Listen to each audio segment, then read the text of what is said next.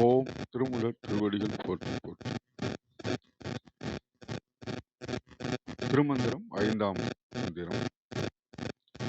முதல் அத்தியாயம். சுத்த சைவத்தில் 2வது பாடலிடம். நவாக்கிரியிலே நம்ம குறிப்பிட்டோம். ஆன்மீக வளர்ச்சிக்கு ஆணவம் தடையாக இருப்பது இன்னொரு மந்திரம். அந்த ஆணவம் தான் இந்த மயங்கக்கூடிய அறிவாக இருக்கின்றது. நிலையான ஜீவம், நிலையில்லாத உடம்பு. இந்த நிலையில்லாத உடம்புல நிலையான ஆன்மா. இதுதான் அவனுடைய பெரிய விளையாட்டு இல்லைங்களா? இப்ப இந்த உலக அறிவும் அறியாமையும் ஒன்று சேர்ந்துடக்கூடாது. சேர்ந்துச்சுன்னா டெஸ்ட்ராய் ஆகிடும். அதுல இருந்து விலகி நம்ம இந்த உண்மையான ஞானத்தோடு சுத்த அசுத்த மாதையில சிக்காம உண்மையான ஞானத்தோடு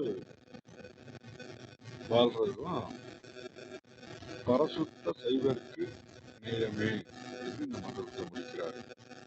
சத்து அசுத்தும் சதசத்தும் தான் கண்டு சித்து அசுத்தும் சேர்வுறாமே நீந்தும் சுத்த அசுத்த தோய்வுறாமே நின்று நித்தம் பரசுத்த சைவருக்கு நேயமே.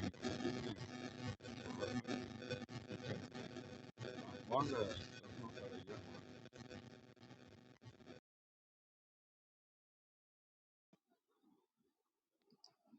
ஐயா வணக்கம் ஐயா. ஆமாம், நான் பேசுறது கேட்குதுங்களா? ஐயா பேசும்போது ரொம்ப நாய்ஸ் இருந்தது. நீங்க பேசுறது கேக்குதுங்கய்யா. நானும் சொல்ல வந்தேன். நீங்க பேசுறது கேக்குது. நல்லா. ஐயா பேசுனது கொஞ்சம் அந்த நாய்ஸ் இருந்தது. நன்றி நன்றி நன்றி. தொடருவோம்.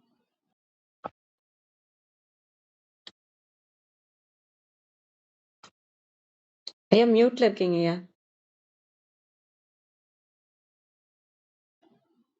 நன்றிக்குமா. திருமூலர் திருவடிகள் போற்றி போற்றி. திருமூலரின் திருமந்திரத்தில் 5ஆம் தந்திரத்தில் முதல் அத்தியாயம் சுத்த சைவம், பாடல் 1420 பார்த்து கொண்டிருக்கின்றோம். பாடல் ஒலிக்கின்றது. சத்தும் அசத்தும் சதசத்தும் தான் கண்டு சித்தும் அச்சித்தும் சேர்வுறாமே நீத்த சுத்தம் அசுத்தமும் தோய்வுறாமே நின்று நித்தம் பரம் சுத்த சைவக்கு நேயமே.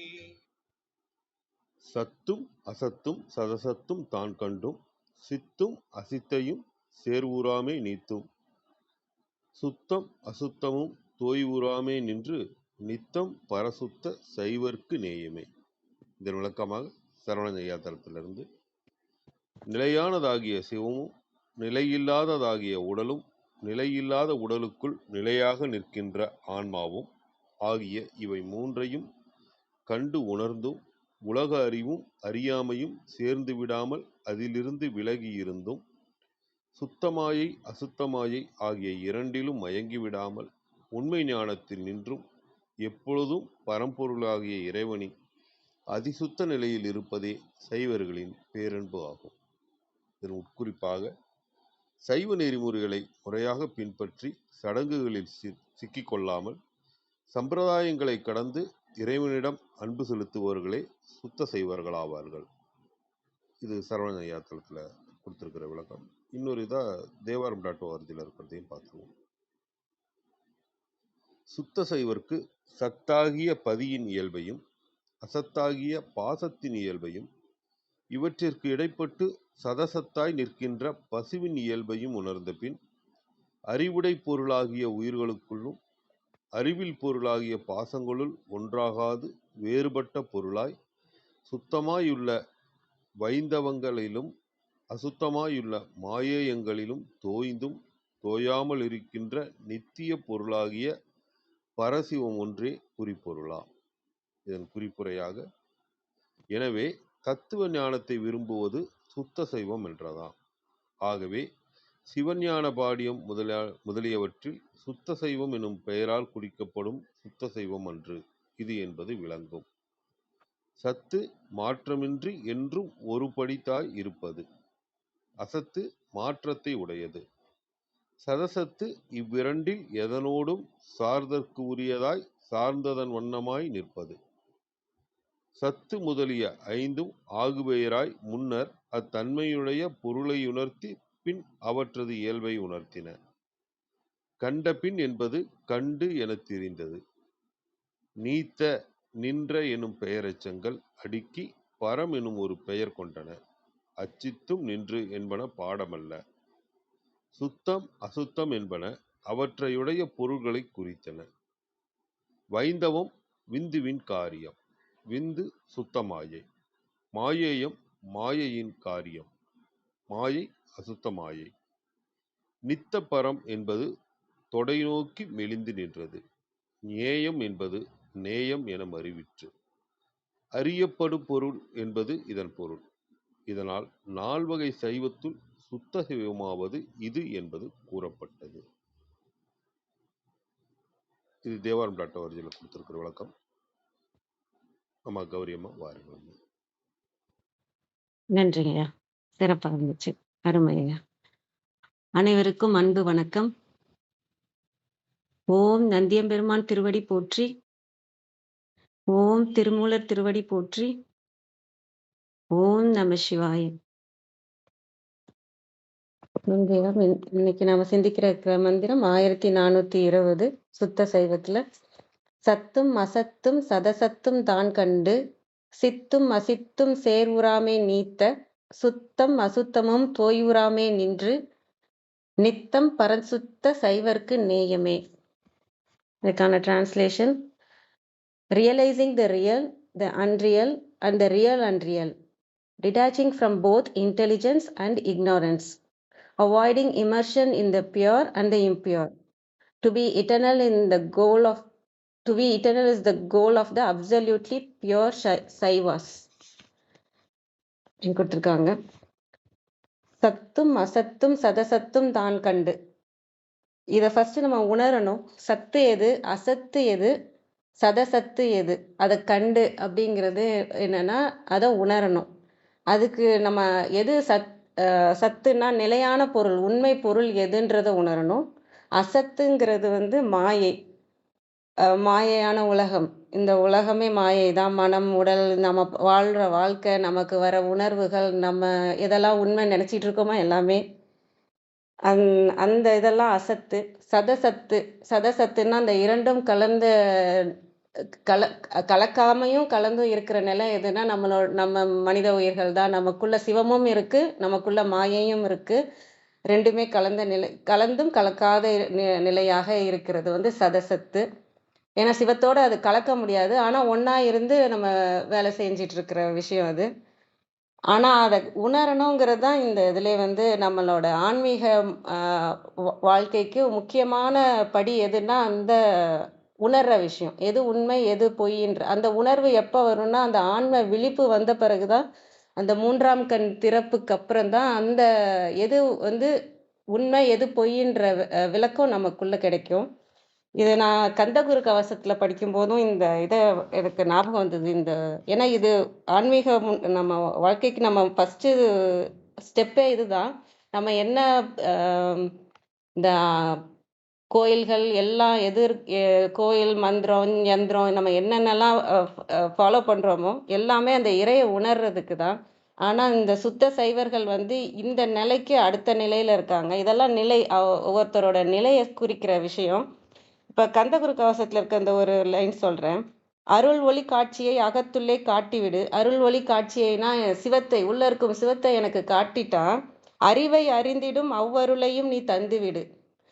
உண்மையான அறிவு எதுன்றத நான் அறிந்திடும் அந்த அறிவு எது உண்மையான அறிவுன்னு நான் அறிகிற அறிவை, அந்த அருளை எனக்கு தந்துடு அப்படின்னு.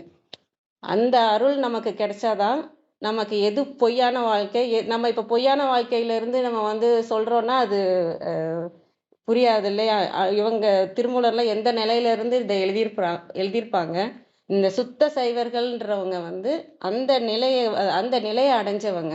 அது 3ஆம் கண் திறப்பு உண்மை நிலையை அடைஞ்சவங்க. அதுதான் ஃபர்ஸ்ட் லைன்லேயே சொல்லிட்டாங்க. ஃபர்ஸ்ட் லைன்லேயே அவங்க ஞானம் அடைந்தவர்கள். எது உண்மை எது பொய் எது மாயை அப்படின்னு அப்படின்ற ஞானம் அடைந்தவர்கள். இப்போ நம்ம வாழ்க்கையில் இருக்க எல்லாமே பொய்யா தான் இருக்கும். நம்ம சொல்கிறோம் இல்லையா, அன்பு, அதாவது பாசமாக இருக்கிறது, காதலாக இருக்கிறது, அதெல்லாம் ஒரு ஹார்மோன்ஸ். அந்த சக்கரங்கள் இயங்கும்போது காதல் வரும். இந்த மணிப்புரக சக்கரம் வரும்போது புகழ் ஆசை, பண ஆசை, அந்த மாதிரியான விஷயங்கள் வரும். அதுவும் மாயை. எல்லாமே நம்மளோட ஹார்மோன்ஸ். அந்த சக்கரங்கள் அந்த என்ன நம்மளை நடத்திட்டு போதோ அதுக்கு தகுந்த மாதிரி நம்ம வாழ்க்கையை நடத்திட்டு இருக்கோமே தவிர இதில் எதுவுமே உண்மை இல்லைங்கிறது புரிய வரும். எது உண்மைங்கிறது புரிய வரும். நமக்குள்ள இருக்க சிவம், நமக்குள்ள இருக்க இறைவன் தான் உண்மைங்கிறது புரிய வரும். சித்தும் அசித்தும் சேர்வுறாமே நீத்த. சித்தும்னா அந்த அறிவு பொருள், அந்த அறிவாக நமக்குள்ள அறிவாக இருக்கிற அந்த அறிவு பொருளும், அசித்தும் அந்த அறிவற்ற அந்த மாயையில சிக்கிட்டு இந்த மனம், அதுதான் அந்த பொருள். நம்ம அந்த மனம் பின்னாடி தான் போயிட்டு இருப்போம். மனம் என்ன சொல்லுதோ, அது என்ன கேட்குதோ, என்ன பண்ணணும்னு நினைக்குதோ அதை எல்லாமே பண்ணிட்டு இருப்போமே தவிர சிவத்தை பிடிச்சிட்டு இருக்கணும்னு இல்லாமல் இருக்கிற விஷயம்தான் மாயை உலகத்தில் இருக்கோம். அப்படி இருக்கிறவங்க சுத்த சைவர்களாக இருக்க முடியாது. அந்த இது புரிஞ்சு ரெண்டுமே சேர்வுறாம, அதுல சேராம, அந்த அறிவு விஷயத்திலையும் சேராம, அசித்துவம்னா அந்த அறிவற்ற விஷயங்களையும் சேராம, அந்த உலகப்பற்றும் இல்லாம, இந்த இடத்துல சித்துங்கிறது உலக அறிவுன்னு எடுத்துக்கிட்டா நீங்க வந்து ரெண்டுத்தையும் நான் சேராம இருக்கிறதுன்னு பார்க்கலாம். சித்தும் அசித்தும், இந்த அறிவற்ற பொருள் வந்து அறிவில்லாத அறிவுள்ள பொருள் வந்து அறிவற்ற பொருளோட சேராம இருக்கிறதையும் நம்ம பார்க்கலாம். அந்த மாதிரி நின்று சுத்தமும் அசுத்தமும் தோய்வுறாமை நின்று. சுத்தமான விஷயம் எது அப்படின்னா, நம்ம வந்து ஃபர்ஸ்ட் அசுத்தத்துல தான் இருப்போம். அப்புறம் அந்த ஃபர்ஸ்ட் அசத்துல தான் இருப்போம். சுத்தம்னா என்னன்னா, ஆன்மீக முயற்சி பண்றோம் இல்லையா, அந்த நிலை தான். நம்ம கடவுளை வழிபடுறது, கோயிலுக்கு போறது, தியானம் பண்றது, இந்த எல்லாமே நம்ம செய்யற விஷயங்கள்லாம் சுத்த நிலையில இருப்போம். அசுத்த நிலையில வந்து மாயை நிலையில இருப்போம். இங்க வந்து சுத்தமும் அசுத்தமும் தோய்வுறாமே நின்று, அதற்கும் இதுலயும் கலக்காம அதுக்கு மேல நிக்கணும். அதுதான் பரசுத்த நிலை. சுத்தம் வந்து நம்ம முயற்சி பண்ணி கடவுளை அடைகிறதுக்கான கொஞ்சம் ஞானம் வந்து நம்ம இறைவனை அடையணுன்றதுக்காக முயற்சி பண்ற நிலை. அசுத்தம் வந்து அதுவும் தெரியாம மாயையிலே சிக்கிட்டு இருக்க நிலை. அதுக்கு அடுத்த நிலையாக நம்ம வந்து இறைவனை அடையிற நிலை தான், இறைவனோட சிவ நிலை தான் என்னன்னா பரஞ்சுத்த நிலை. இப்ப சுத்தமும் தோய்வுறாம் நின்று, அதற்கும் மேல் நின்று. நான் வந்து இந்த சடங்குகள்ல, சம்பிரதாயங்கள்ல, அந்த இறை வழிபாடுலாம் அங்கேயும் நான் இல்லை, அதுலேயும் நான் வந்து அதுலேயும் நான் மாட்டிக்காம, மாயை உலகிலையும் நான் மாட்டிக்காம, நான் இப்போ எங்கே இருக்கணும்னு நினைக்கிறேன்னா, நித்தம் பரசுத்த சைவர்க்கு நேயமே. சைவர்க்கு நேயமான விஷயம் எதுனா நித்தம் பரசுத்த நிலை, சிவநிலையிலே இருக்கிறது தான், பிடிச்சிக்கிட்டு இருக்கிறது தான் அவங்களுக்கு உண்மையான விருப்பமாக இருக்கும். உண்மையான விருப்பமாகவும் நோக்கமாகவும் என்ன இருக்கும் அப்படின்னா, சுத்த சைவருக்கு இந்த நிலையெல்லாம் கடந்து இவங்களும் இந்த நிலையெல்லாம் கடந்து தான் வந்திருப்பாங்க. அசுத்தத்துல இருந்து அந்த அப்புறம் சுத்தத்துக்கு வந்து அந்த முறைகள்லாம் ஃபாலோ பண்ணி என்னென்னலாம் பண்ணணுமோ அதெல்லாம் பண்ணி அடுத்த நிலைக்கு சுத்த நிலைக்கு வரும்போது என்னன்னா, இது எல்லாத்தையும் விட்டுருவாங்க. இந்த வழிபாடு முறையெல்லாம் விட்டுட்டு அந்த இறைவனை உணர்ந்துருவாங்க. இறைவனை உணர்ந்த பிறகு அந்த இறைவனையே பற்றி கொள்ளணும் அப்படிங்கிறது தான் அவங்க நோக்கமாகவும் விருப்பமாகவும். ஏன்னா உணர்ந்த நிலை இதா சுத்த சைவர் நிலை. இதுக்கப்புறம் இன்னும் அடுத்தடுத்த நிலையில வரும்போது அந்த இறையோட கலக்கிற நிலை, அந்த பரஞ்சுத்த நிலையோட கலக்கிற நிலையில அந்த கடும் சுத்த சைவர்கள் நிலையெல்லாம் வரும் அடுத்தடுத்த நிலையில. இந்த சுத்த சைவர்கள் நிலை வந்து நான் எப்படி பார்க்குறேன்னா, இறைவனை உணர்ந்துட்டாங்க, தனக்குள்ள இறைவன் இருக்காருன்னு உணர்ந்துட்டாங்க. எது மாயை, எது வந்து உண்மை நிலைன்றதெல்லாம் உணர்ந்த நிலை. அப்படி இருக்கும்போது அவங்க என்ன பண்ணுவாங்கன்னா, அந்த இறையை உணர்ந்துட்டாங்க இல்லையா, அந்த இறையிலேயே பிடிச்சிட்டு இருக்கணும் அப்படின்னு சொல்லிட்டு இறைவனையே அன்பாலேயே தியானத்தாலேயே இறைவனையே நோக்கி அந்த இறைவனை அடையணுன்ற நோக்கத்தோட அந்த நேயத்தோடையே அவங்க இருப்பாங்க அப்படிங்கிறது நான் புரிஞ்சுக்கிறேன். அனைவருக்கும் நன்றி. ஓம் நம சிவாய. வாங்கம்மா கிருத்திகாம்மா. வணக்கம் அம்மா.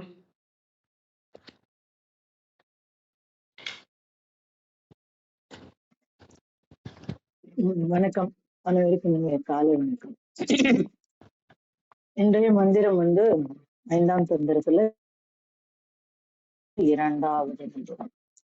கௌரி ரத்னகுமார் எல்லாருமே நமக்கு வந்து ஒரு நல்ல விளக்கம் கொடுத்துட்டாங்க அதுக்கு. அதனால நம்ம வந்து இத தாண்டி பார்க்கணுன்ற அவசியம் இல்லை.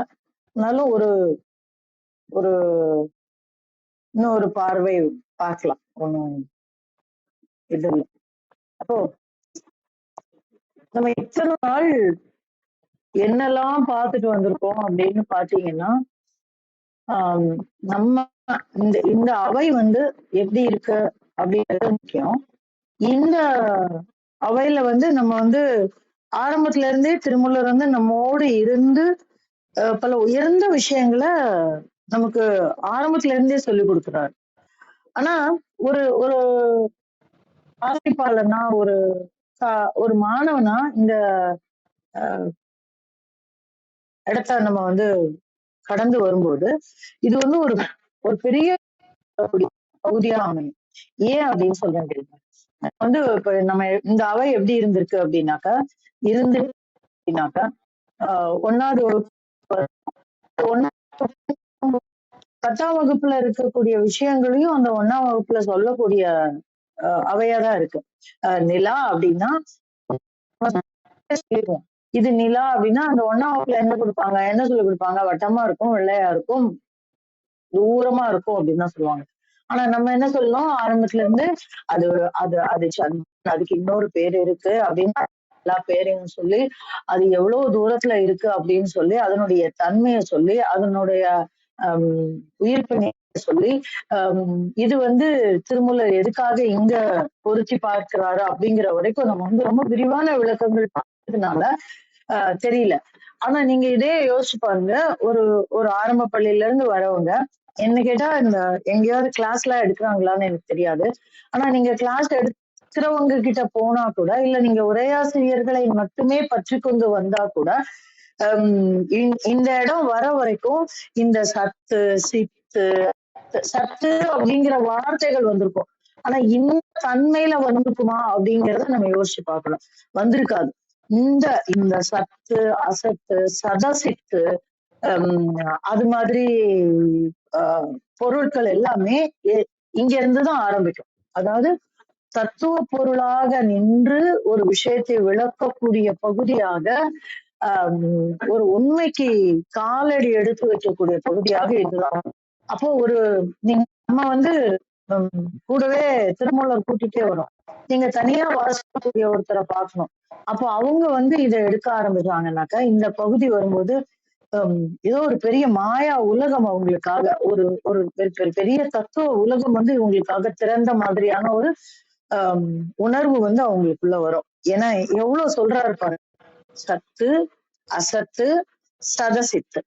சரி, இந்த பாடல வந்து நான் இன்னொரு முறை மீண்டும் ஒரு வாசிச்சிடுறேன் என்னுடைய தெளிவுக்காக.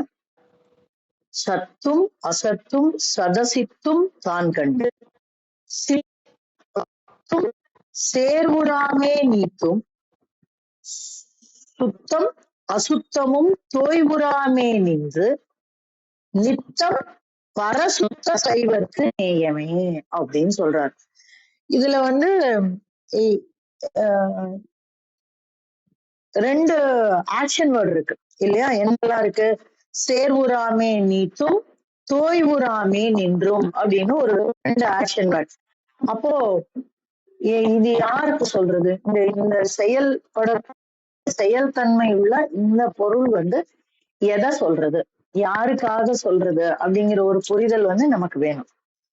நம்ம வந்து இதுல வந்து பொருள்ல பார்த்தோம்னா அசத்தும் சதசத்தும் தான் கண்டு அப்படின்னா, சத்துனா தெரியும், நிறைய விளக்கம் நம்ம பார்த்தாச்சு. ஒரு வகையில பார்த்தோம்னாக்கா அழிவு இல்லாதது. அசத்து அப்படின்னாக்கா அழிவுடையது. அப்புறம் சதசத்து அப்படின்னா அழிவும் அழிவில்லாதது அப்படிங்கிற மாதிரியான ஒரு 2 தன்மையும் கலந்த ஒன்று. அசித்தும் சேர்வுறாமே நின்று அப்படின்னா, சித்துனா நமக்கு தெரியும் அறிவு இல்லையா? சித்தம் அப்படின்னு பார்த்திருக்கோம் இல்லையா? அசித்துனா அறிவற்றது.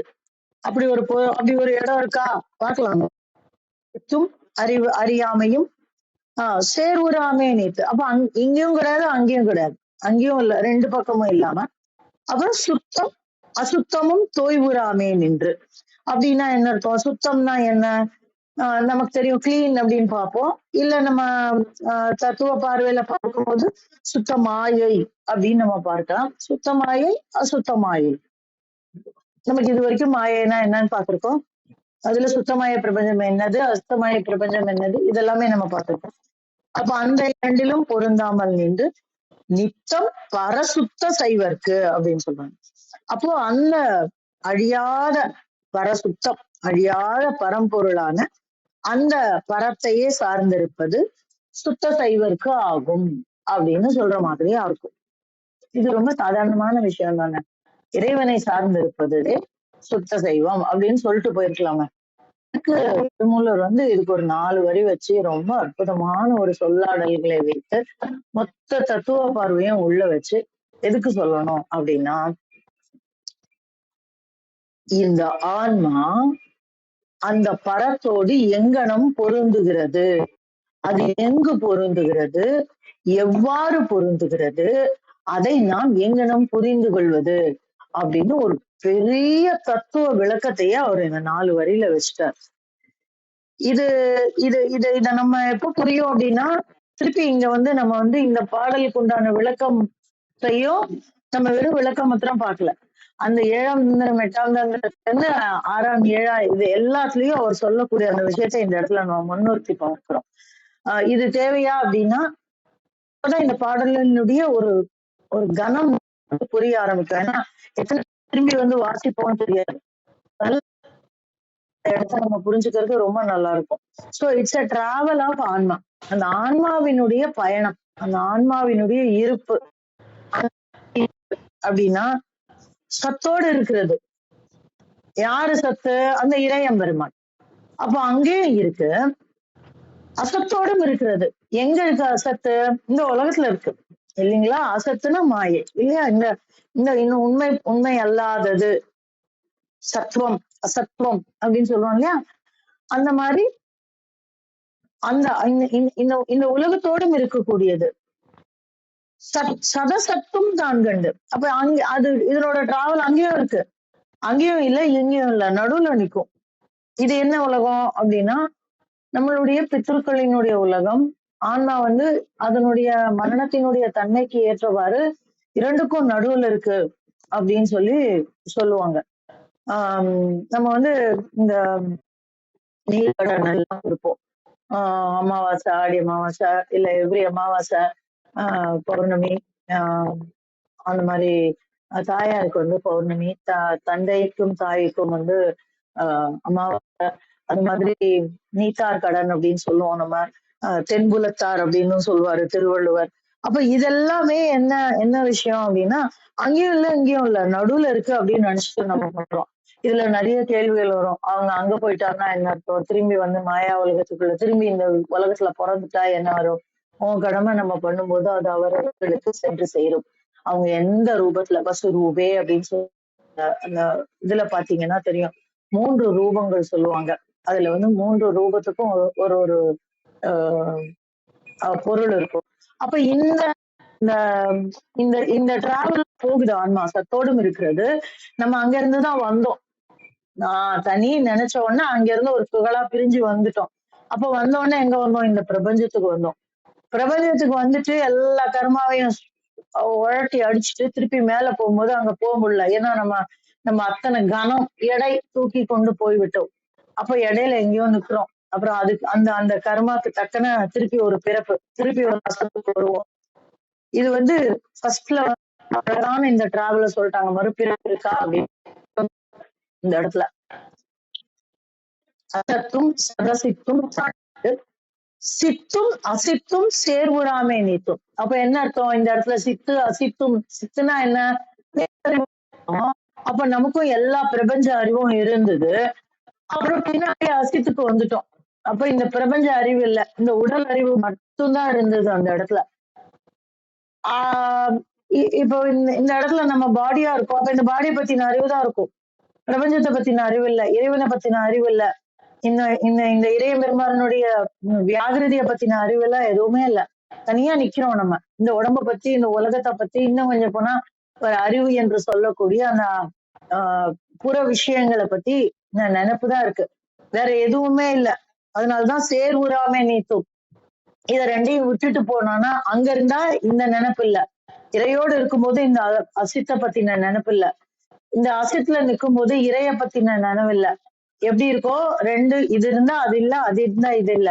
அப்புறம் ஒரு கட்டம் வரும், இதுவும் இல்ல அதுவும் இல்ல. இந்த இந்த பித்ரு உலகத்துல இருக்கும்போது இல்ல நடுவுல இருக்கும்போது என்ன நடக்கும் அப்படின்னா, சதசித்து அந்த மாதிரியான ஒரு ஸ்டேஜ்ல இருக்கும்போது என்ன இருக்குமா அப்படின்னா, இந்த நினைப்பும் இல்ல இந்த நினைப்பும் இல்ல, ரெண்டுக்கும் இல்லாம ஐயோ எப்ப பிறவி எப்ப பிறவி, எனக்கு உடம்பு இல்லையே எனக்கு உடம்பு இல்லையே உடம்பு இல்லையே, நான் போகணுமே, என் புள்ள கஷ்டப்படுறானே, என் பொண்ணு கஷ்டப்படுறாளே, இல்ல நானே இன்னும் பிறவி, ஐயோ அது அனுபவிக்கலையே இது அனுபவிக்கலையே, இப்படியே இந்த ஆன்மா வந்து கொண்டே இருக்கும்.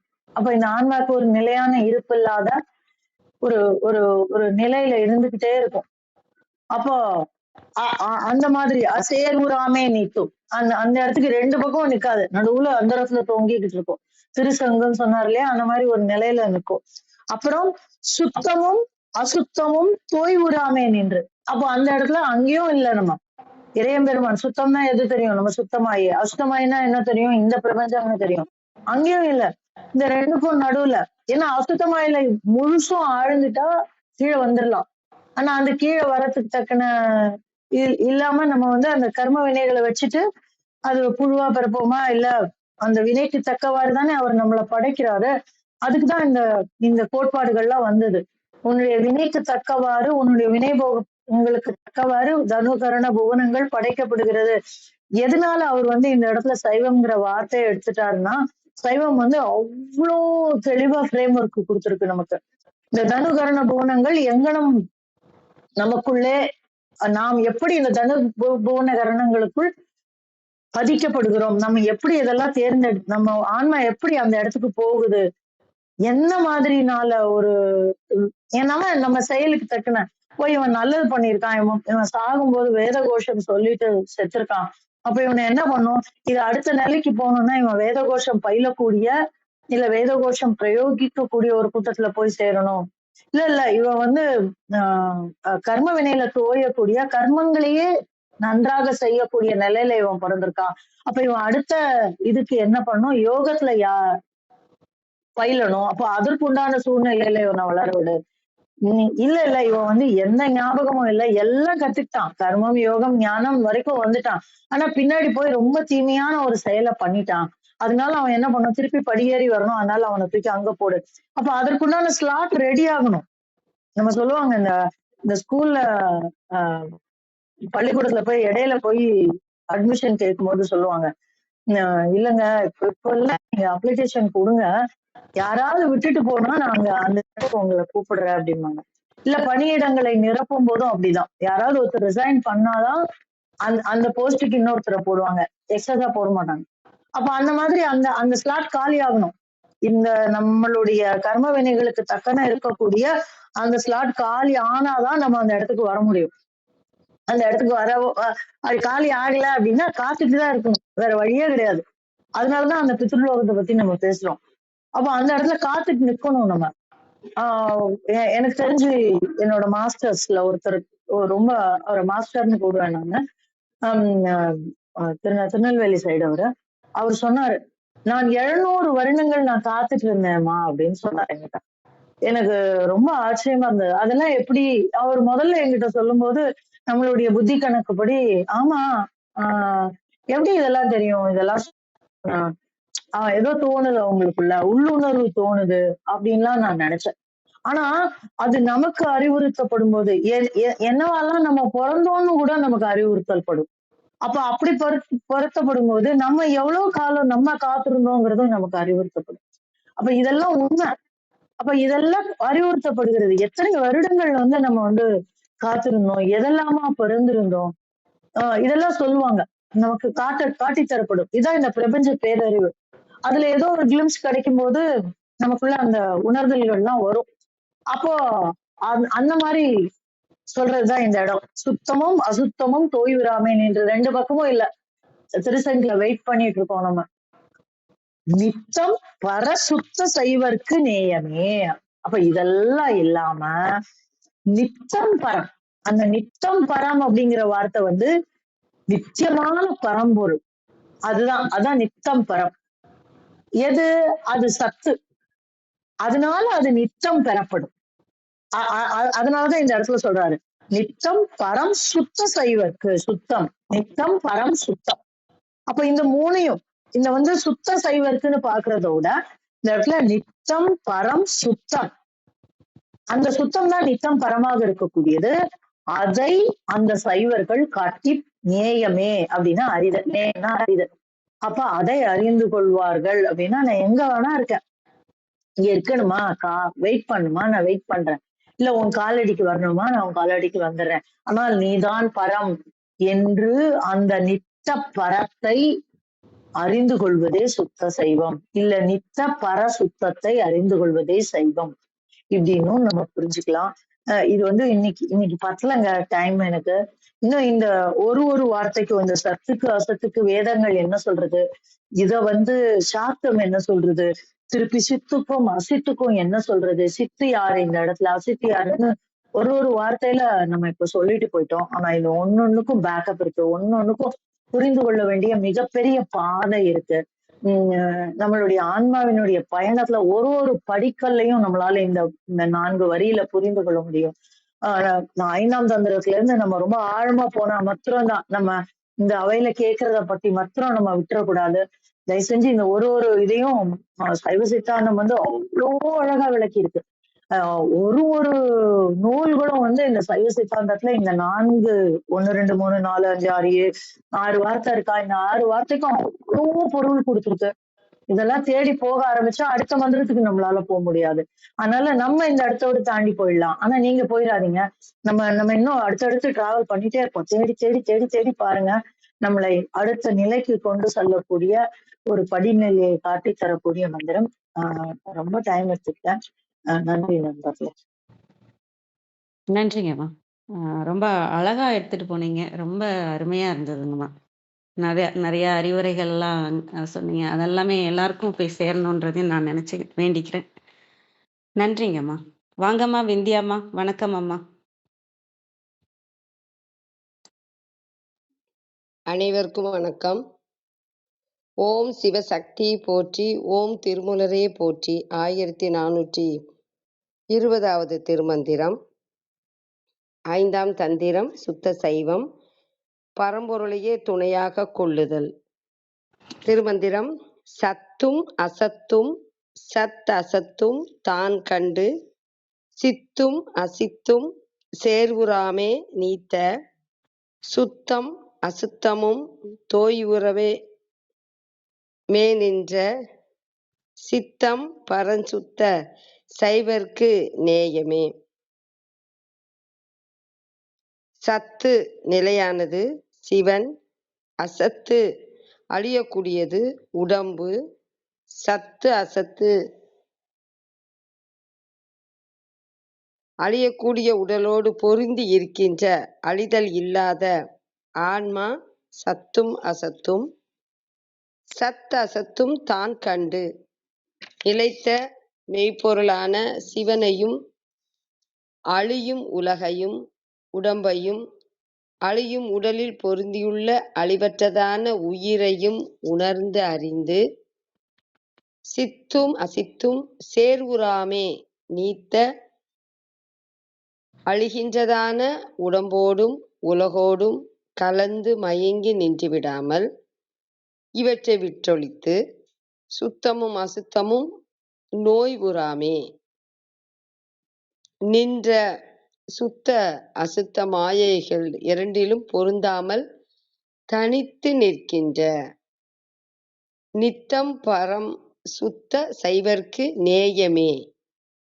நித்தியமான பரம்பொருளான சிவபெருமான் சுத்த சைவர்களுக்கு உற்ற துணையாகும். சித்து என்பது அறிவு என்றும், அசித்து அறியாமை என்றும் பொருள் கூறுவர். சேர்வுறாமை பொருந்தாது இருத்தல். நித்தம் நித்தியமானது. கழக வெளியீட்டில்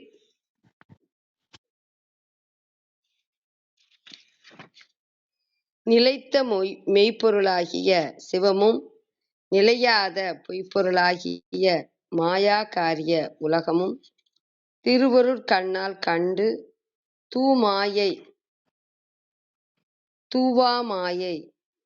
ஆகிய இரண்டிலும் மயங்குவதாகிய பற்று கொள்ளாது நின்று சிற்றுணர்வாகிய சித்தும் உணர்வில்லாதாகிய அசித்தும் தம்பால் தோன்றாமல் உள்ளம் கடந்த சுத்தமாகிய உண்மை சைவர்க்கு என்றும் யாண்டும் உள்ளதாகிய பெரும்பொருள் சிவன். அச்சிவன் அவர்கட்கு இரவாத இன்ப வடிவாய் அன்பு செய்யப்படும் பொருளாவன். நேயம் அன்பு செய்யப்படும் பொருள். சுத்தம் தூமாயை. அசுத்தம் தூவாமாயை. நீத்தல் கடத்தல். பரம்பொருள். சத்து மெய்ப்பொருள் ஆகிய பதி. அசத்து மாயை உடல். சதசத்து உயிர். சித்து ஞானம். அசித்து அஞ்ஞானம். சுத்தம் சுத்தமாயை. அசுத்தம் அசுத்தமாயை. நித்தம் நித்தியம். பரம் சிவம். நேற்றைக்கான முதல் பாடல் நேரம் கருதி கழக வெளியீட்டின் விளக்கத்தை உரைக்கவில்லை. இன்று காண்போம் சுத்த சைவம். இயற்கை செந்நெறி. ஊரும் உலகமும் ஒக்க படைக்கின்ற பேரறிவாளன் பெருமை குறித்திடின் மேருவும் மூவுலகாளி இளங்கெழுந் தாரணி நால்வகை சைவமும் ஆமே. அருமையான விளக்கம். ஊர் உலகம் உடல் உறுப்பு உன்பொருள் எல்லாம் கருவியின்றி கலந்து இயங்கும் கருத்தளவானே படைத்து அருள்கின்றவன் சிவன். அவன் இயல்பாக விளங்கும் முற்றுணர்வுடைய பேரறிவாளன் ஆவன். அவன் தன் அளவிலா பெருமையை நாமறிந்த அளவில் குறிப்போமானால் மேருவாகிய பொன்மலையும் மூவுலகையும் ஒருங்கு ஆளும் அவன், அதாவது சிவபெருமான், படைத்து அருளும் உலகமும் சுத்தம் மிகு சுத்தம் மார்க்கம் கடுஞ்சுத்தம் என்னும் நால்வகை சைவமும் ஓர்புடை ஒப்பாக சொல்லலாம். அசுத்தம் மிகு சுத்தம். நால்வகை சைவமும் சிவபெருமானின் நின்றே தோன்றுவன. தொடக்கமில்லாத சிவபெருமானின் அளத்தற்கு அரிய பெருமையினுக்கு பொன்மலை ஒப்பாகும். எங்கும் நீக்கமற நிறைந்து நிற்கும் இயல்பினுக்கு நிலவுலகம் ஒப்பாகும். தவறாது திருவடி பேராம் மெய்ப்பெயன் தருதற்கு நால்வகை சைவம் ஒப்பாகும். சுத்தம் உண்மை இயற்கை. நால்வகை சைவம் வருமாறு: இயற்கை செந்நெறி, மீ இயற்கை செந்நெறி, மெய் உணர்வு செந்நெறி, மெய்கண்டார் செந்நெறி என்பன. இவற்றையே முறையே சுத்த சைவம், அசுத்த சைவம், மார்க்க சைவம், கடு சுத்த சைவம் எனவும் கூறுவர். அசுத்தம் என்பதில் ஆ என்பது அப்பால் என்பதன் முதல் எழுத்தாகும். செந்நெறி எனினும் சிவநெறி எனினும் ஒன்றே. மேரு பூமியின் மத்திய ரேகையும் நிரட்சர ரேகையும் சேரும் இடத்தில் இருந்து கடல் கொண்டொழிந்த மேருமலை.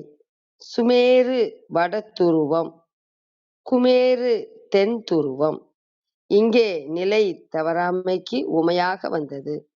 மூவுலகு பரந்து விரிந்த தன்மைக்கு உவமை. சைவம் மெய்ப்பயன் தருவதற்கு உவமை. வாய்மொழி கேட்ட அனைவருக்கும் நன்றி, வணக்கம். சிவசிவ. திருச்சிற்றம்பலம். நன்றிங்கம்மா.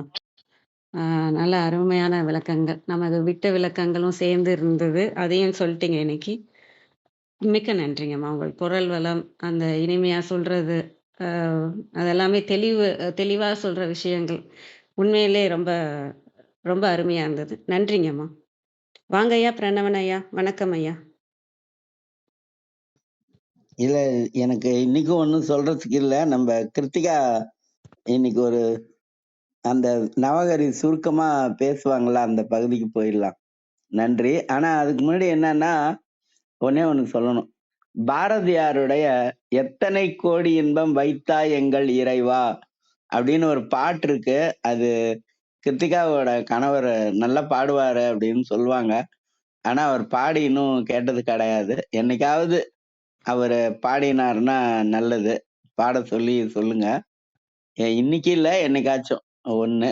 இந்த 154 பாட்டு இருக்குன்னு சொன்னாங்க. அதுக்குள்ளார ஒரு தடவ பாட சொல்லுங்க. அப்படி இல்லன்னா, YouTubeல அந்த பாட்ட கேளுங்க. இந்த பாட்டுல இருக்கக்கூடிய எல்லா விஷயமும் அந்த பாட்டுல இருக்கும். "சித்தினை அசித்துடன் இணைத்தாய், அங்கு சேருமை பூதனல் உலகுகள் பலபல சமைத்தாய், பக்தி என்றொரு நிலை வகுத்தாய்" அப்படின்லாம் அந்த பாட்டுல அவரு சொல்லியிருப்பாரு. அது நான் 3ஆம் கிளாஸ் படிக்கும்போது படிச்சது. ஆனா இப்ப அந்த பாட்டு எனக்கு முழுக்க நினைவுக்கு இல்ல. ஆனா நல்ல பாட்டு. "எத்தனை கோடி இன்பம் வைத்தாய் எங்கள் இறைவா" அப்படின்னு YouTubeல போட்டீங்கன்னா வந்துரும். ஆனா ஒரு தடவையாச்சும் கேட்டு பாருங்க. அதுதான். அப்புறம் திருவெம்பாவையில 2வது பாட்டு, "பாசம் பரஞ்சோதிக்கென்பாய் இராப்பகல் நாம், பேசும்போது எப்போது இப்போதார் அமளிக்கே நேயம் வைத்தனையோ". அந்த நேயம்ங்கிற வார்த்தை அதுல வந்துரும். 2வது பாட்டு திருவெம்பாவையில. இந்த 2யும் ஒரு தடவை கேட்டீங்கன்னா, இந்த பாட்டோட இன்னும் தெளிவான விளக்கம் கிடைக்கும். நன்றி. நன்றிங்கய்யா. கிருத்திகாம்மா வாங்கம்மா. உங்களோட உரையை ஆரம்பிக்கலாம். இன்னைக்கு நவாக்கரி மந்திரத்தை பற்றி கிருத்திகாம்மா சொல்கிறாங்க. நம்ம 100 பாடல்கள் அதை சொல்லணும்னு நினைக்கிறதே பெரிய விஷயம். அந்த நமக்காக அதை கொண்டு வந்திருக்கிறதே பெரிய விஷயம். நன்றிங்கம்மா. வாங்கம்மா. நன்றி. 7:30ன்னு முடிவு பண்ணோம் நம்ம. 7 அதுல இருந்து ஒரு அரை மணி நேரம் 7:30. இன்னைக்கு ஞாயிற்றுக்கிழமை. கண்டிப்பா எல்லாருக்கும் நிறைய வேலைகள் இருக்கும். கூடிய வரைக்கும் அந்த 7:30க்குள்ள முடிக்க பார்க்கிறேன். ஏன்னா இப்பவே 7:15 ஆயிடுச்சு. இல்லைனாலும் கொஞ்சம் பொறுத்துக்கங்க. இன்றைக்கு நம்ம எதுக்காக நம்ம இந்த தொகுப்பை பார்க்கணும் அப்படிங்கிறது ரொம்ப முக்கியம். நான் ஆரம்பத்துல இருந்து சொல்லிட்டு இருக்கேன், நவாக்கரிய ஒரு தொகுப்பா நம்ம பார்க்கணும் அப்படின்னு நம்ம சொல்லிட்டு இருக்கோம். அப்படிங்கிறது ரொம்ப முக்கியம். ஏன்னா திருமூலர் 9 மந்திரங்களை நமக்கு 9 வரிசைய நமக்கு சொல்லி கொடுத்திருக்கிறார். முதல்ல க்ளீம், ஸ்ரீம், ஹ்ரீம், ஐம், கௌம், க்ரீம், ஹௌம், ஔம், சௌம், சிவாய நம. இது ஒரு ஒரு செட்டு, ஒரு மந்திரம்னு வச்சுக்கோங்க. அப்புறம் ஸ்ரீம், ஹ்ரீம், ஐம், கௌம், க்ரீம், ஹௌம், ஔம், சௌம், க்ளீம், சிவாய நம அப்படின்னு அடுத்த இடத்துக்கு கொண்டு வந்துட்டார். அப்புறம்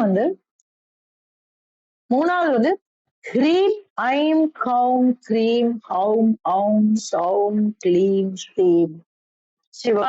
நீங்க எழுதி இந்த மந்திரத்தை பார்த்திருந்தீங்கன்னா தெரிஞ்சிருக்கும் அவர் என்ன பண்ணிருக்காருன்னு. முதல் மந்திரத்தை முதல்ல வச்சுட்டாரு. 1, 2, 3ன்னு ஒரு இதுக்கும் நீங்க எண்ணிக்கை வச்சுக்கோங்களேன், நம்பர் போட்டுக்கோங்க.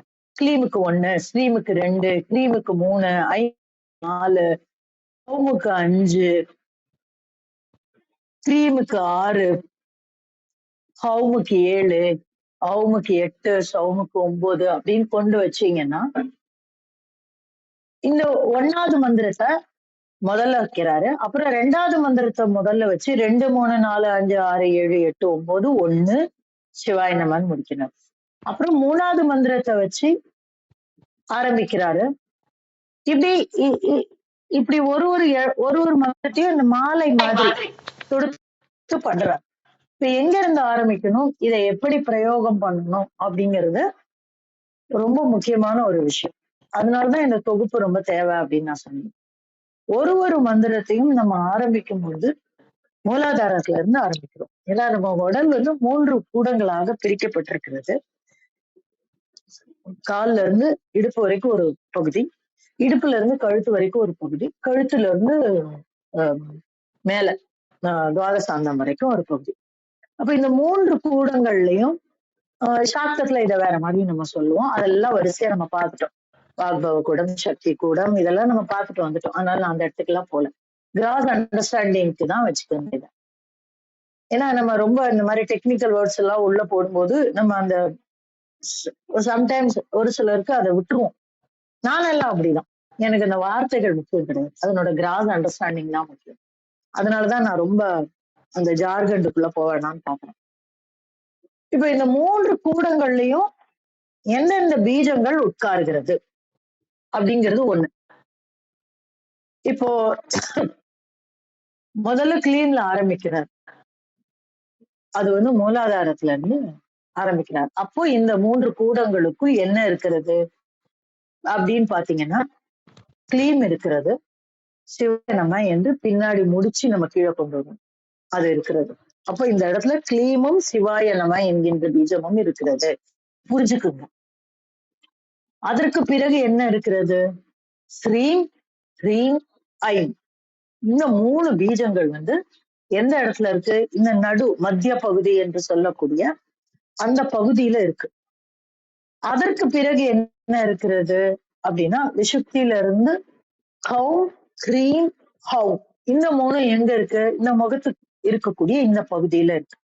நம்மளுடைய அடையாளங்களுக்காக வேணா நம்ம வந்து அதை வந்து நம்ம விஷ்ணு கிரந்தி, பிரம்ம கிரந்தி, ருத்ர கிரந்தின்னு பிரிக்கலாம், இல்ல இந்த மாதிரி கூட நம்ம புரிஞ்சுக்கலாம்.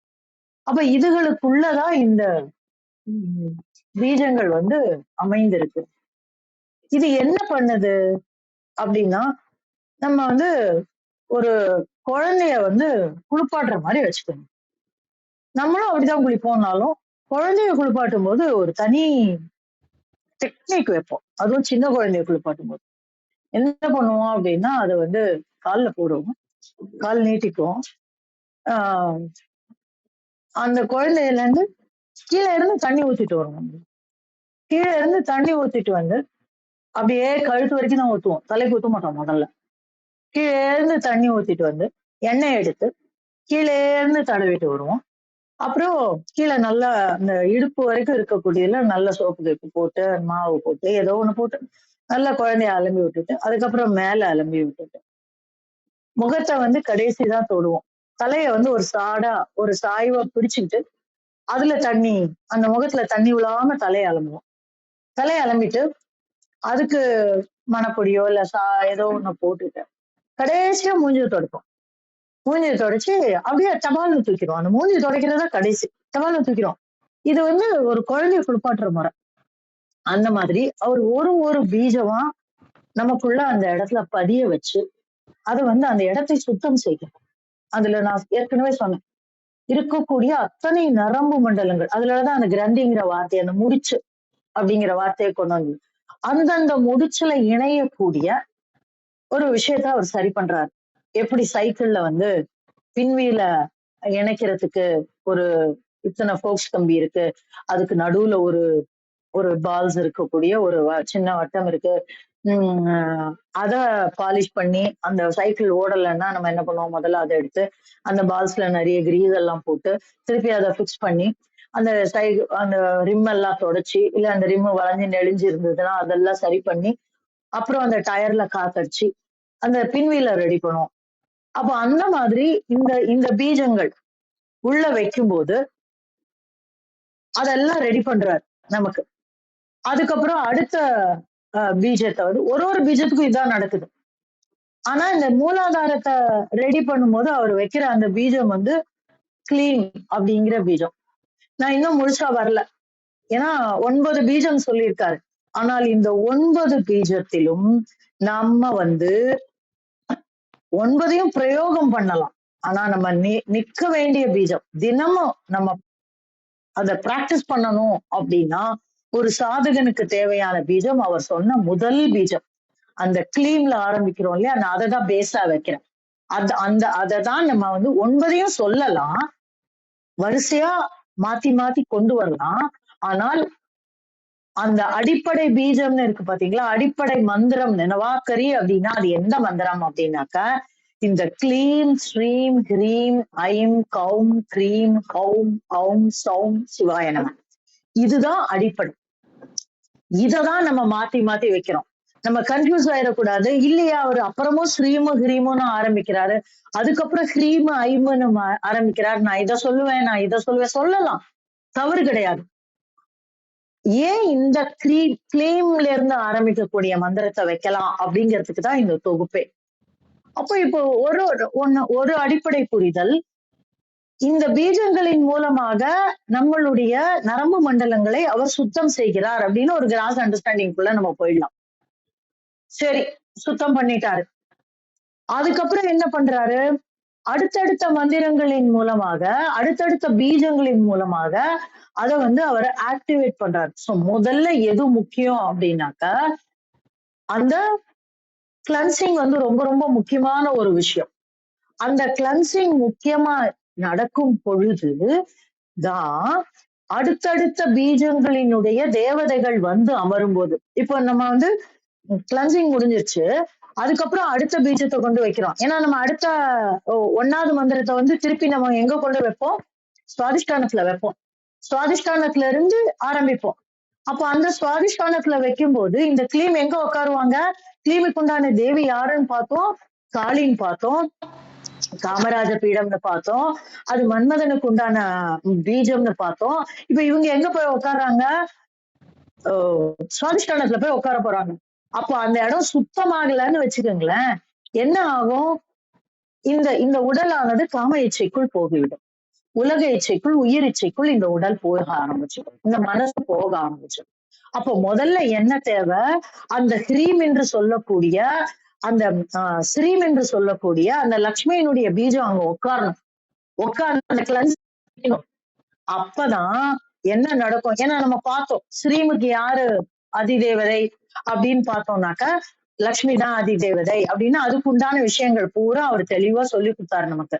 ஸ்ரீம் யாரு, யாருடைய பீஜம், யாரெல்லாம் அங்க இருப்பாங்க, சதாசிவனுக்கும் மனோன்மணிக்கும் உண்டான ஒரு பீஜம், அங்க யாரோட பீஜமும் இருக்கு, அது லக்ஷ்மியினுடைய பீஜமாகவும் இருக்கும். அது எதெல்லாம் தரும், ஐஸ்வர்யத்தை தரும், மரியாதையை தரும். நான் இப்போ ஒண்ணுன்னா திருப்பி ஞாபகப்படுத்த ஆரம்பல, ஆனா இந்த மாதிரி ஒரு அடிப்படையை நான் சொல்றேன். அப்போ அந்த அம்மா போய் அங்க உட்காந்து கிளீன் பண்ணிடணும். பண்ணினாதான் இந்த கிளீம் என்கின்ற காளியினுடைய ஆக்ரோஷமான பீஜம் அங்க போய் சுவாதிஷ்டானத்துல உட்காரும் போது அது நெகட்டிவ் எஃபெக்ட் தராது நமக்கு, இல்லதான் மாட்டி.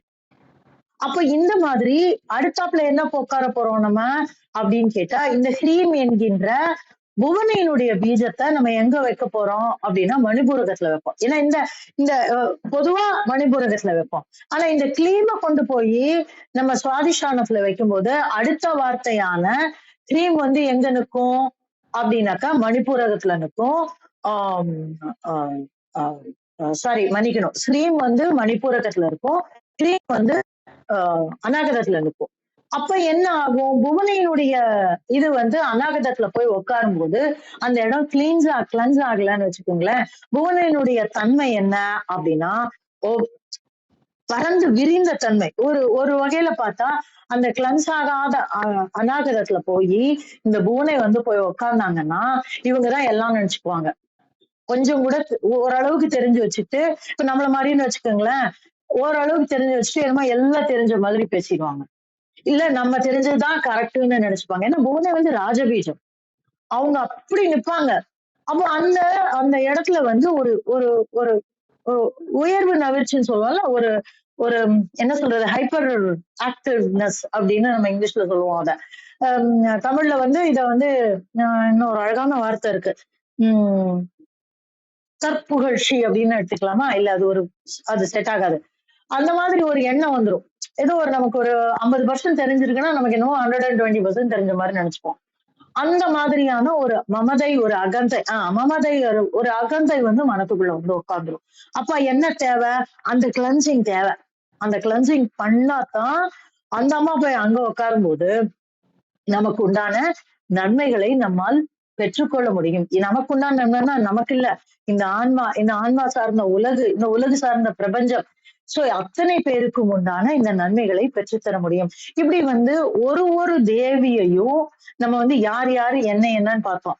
அடுத்தாப்புல ஐம் என்பவள் சரஸ்வதி, வாக்வாதினி அப்படின்னு பார்த்தோம். இந்த ஐம் எங்க உட்காரணும் பொதுவா அப்படின்னா அவதான் இதயத்துல உட்காரணும். இல்லைங்களா? அவ எத்தனாவது மந்திரமா நம்ம வைக்கிறோம் அப்படின்னு பார்த்துட்டு அவளை அந்த இதயத்துல உட்காரும் போது ஞானம், வாக்கு பெருசா வரும். அப்புறம் கிரீம் அப்படிங்கிற ஒரு மந்திரத்தை நம்ம வந்து அடுத்தாப்புல பார்த்தோம். அந்த அது யாருடையது அப்படின்னா ஆஹ் கிருஷ்ண பீஜம், தட்சிணகாளிக்கு உண்டான பீஜம், இப்படி எல்லாம் பார்த்தோம். சோ இதெல்லாம் நீங்க திரும்பி பாருங்க. நம்ம வந்து இன்னைக்கு நம்ம வந்து பார்க்கும்பொழுது ஒன்னொன்னா வரிசையா பார்க்கிறோம். கிளீம் என்பது நான் உங்களுக்காக திருப்பி ஒரே ஒரு தடவை சொல்றேன், கன்ஃபியூஸ் ஆயிக்காதீங்க.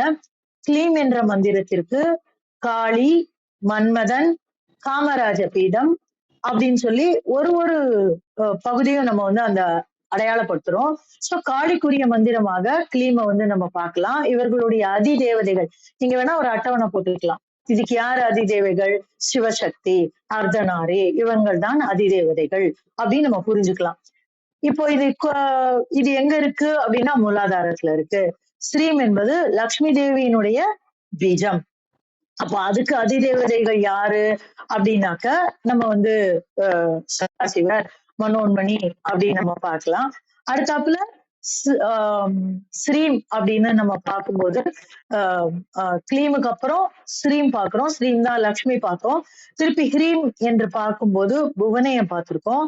ஐம் என்பது சரஸ்வதி, வாக்வாதினி அப்படின்னு நம்ம பார்த்தோம். அப்புறம் கௌம் அப்படிங்கிறவங்களை பார்க்கும்போது கௌலினி அப்படின்னு பார்த்தோம். அவங்களுடைய அதிதேவதை கணபதினு பார்த்தோம். ஞானத்தை அடிப்படையாக கொண்ட சக்தி அப்படின்னு நம்ம பார்த்தோம். அப்புறம் கிரீமுக்கு போறோம். கிரீம் வந்து கிருஷ்ண பீஜம்னு பார்த்தோம். தட்சிண காளிகைக்கு உண்டான பீஜம் பார்த்தோம். அவளுடைய குணம் வந்து அந்த ரஜோகுணத்தால் அறுக்கக்கூடியது, அதாவது வைரத்தால் அறுக்கக்கூடிய ஒரு பீஜம் அப்படின்னு அந்த கிரீமை வந்து நம்ம பார்த்தோம். அப்புறம் ஹௌம் அப்படிங்கிற பார்த்தோம். இவளை வந்து சகசிர தலத்தில் இருக்கக்கூடிய ஸ்வரூபிணி அப்படின்னு இந்த சண்டி, சதாசிவம் அவர்கள் வந்து அதிதேவதைகள்னு நம்ம பார்த்தோம். அப்புறம் அவங்க வந்து மேல அமுதேஸ்வரி அப்படின்னு நம்ம பார்த்தோம். அவங்க வந்து அமுதத்தை தரக்கூடியவளாக நம்ம பார்த்தோம். அப்ப அது வந்து குளுமை, அந்த குளுமை வந்துடும். அமுதம்ங்கிறதே குளுமை, நிலைத்த தன்மை அப்படிங்கிற ஒரு அடையாளத்தை நீங்க வச்சுக்கோங்க. கடைசியா சௌமி என்கின்ற மந்திரத்தை பார்த்தோம். அவள் வந்து மகாலட்சுமி, பராபட்டாரிகா, எல்லாம் நிறைந்தவள், பராபட்டாரிகா அப்படின்னு பார்த்தோம். இந்த 9 தேவதைகளையும் நம்ம மனசுல வச்சிருந்தோம்னா அவங்களுடைய அடையாளங்களோடு இதெல்லாம் நாடானதுதான். இது என்ன பண்ணுங்கிறது தான் முக்கியம். நம்ம இந்த அடையாளங்களை ஒருத்தர் வந்து காளின்னு சொல்லலாம், ஒருத்தர் வந்து தட்சிண காளின்னு சொல்லலாம், ஒருத்தர் வந்து கிருஷ்ணன் சொல்லலாம். கிருஷ்ணன் என்னத்துக்கு சொல்றோம்? கிருஷ்ணன் எல்லா வகையிலும் கிருஷ்ணன் இருக்கார். சின்ன குழந்தையாவும் இருக்கார், கம்சனை கொல்லக்கூடிய வாலிபனாவும் இருக்கார், கீதையில சொல்லக்கூடிய மகா விஸ்வரூபவனமாவும் அவர் இருக்கார். அவரை உணர்ந்து சொல்லக்கூடிய விஷ்ணு சஹஸ்ரநாமத்துல வரக்கூடிய அத்தனை விஷ்ணு சஹஸ்ரநாமத்துல நீங்க பாத்தீங்கன்னா அவருடைய அத்தனை விஷயங்களையும் வந்து அவ்வளவு அழகா சொல்லுவார். தர்மர் கேட்பார் எந்த மந்திரத்தை சொன்னா நமக்கு வந்து மோட்சம் கிடைக்கும், எந்த மந்திரத்தை சொன்னா நமக்கு வந்து இந்த உலகத்துல மீண்டும் பிறக்க வேண்டாம், எந்த மந்திரத்தை சொன்னா நமக்கு வந்து நித்திய அறிவு கிடைக்கும் அப்படின்னு அவரு கேட்பாரு. அப்போ வந்து முதல்ல சொல்ல மாட்டாரு இவரு பீஷ்மர் என்ன அப்படின்னு சொல்லிட்டு அவருடைய அத்தனை விபூதிகளையும் சொல்லுவாரு. ஜெகத் பிரபும், தேவதேவம், அனந்தம், புருஷோத்தமம், சுவன் நாம சகசிரேன புருஷ சதோபிதக. அதாவது அவர் வந்து எப்பேற்பட்டவர் அப்படின்னாக்க எல்லா வெளிப்பகைகளுக்கும் கொல்லக்கூடியவர், எல்லா பகைகளையும் மறுக்கக்கூடியவர் அப்படின்னு அவருடைய விபூதிகளை எல்லாம் சொல்லிட்டு அவர்தான் எஜமானன், அவர்தான் ஆதியும் அனாதியுமானவர் எல்லாம் சொல்லிட்டு கடைசியில தான் சொல்லுவாரு அது யாரு அப்படின்னு சொல்லிட்டு. அது யாரு அப்படின்னா அதுதான் அந்த கிருஷ்ணர் நம்ம முன்னாடி. ஏன்னா அவர் முன்னாடி இருக்கிறாரு. இவ்வளவு விஷயம் சொல்லிட்டு சொல்லும் போதுதான் கிருஷ்ணரை நம்மளால புரிஞ்சுக்க முடியும். ஏன்னா தர்மர் வந்து அது வரைக்கும் கிருஷ்ணரை வந்து ஒரு சக மனிதனாதான் பார்த்திருக்காரு, ஒரு நல்ல நண்பனா. ஆனா அவனுக்கு இவ்வளவு விபூதி இருக்குன்னு சொல்றாரு. அந்த மாதிரி நம்ம வந்து கிருஷ்ணரை வந்து எல்லா இடத்துலயும் வச்சு பார்க்க முடியும். அதற்கு பிறகு இப்படி ஒரு மந்திரத்திலையும் நம்ம அடையாளப்படுத்துறதுக்காக தான் இந்த தேவதைகளை நம்ம வைக்கிறோம். மிச்சப்படி அந்த தேவதைகளினுடைய தன்மை. அமுதம்னா குளுமை அப்படின்னு நம்ம பார்த்தோம் இல்லையா? அப்ப அந்த குளுமையை தரக்கூடியது.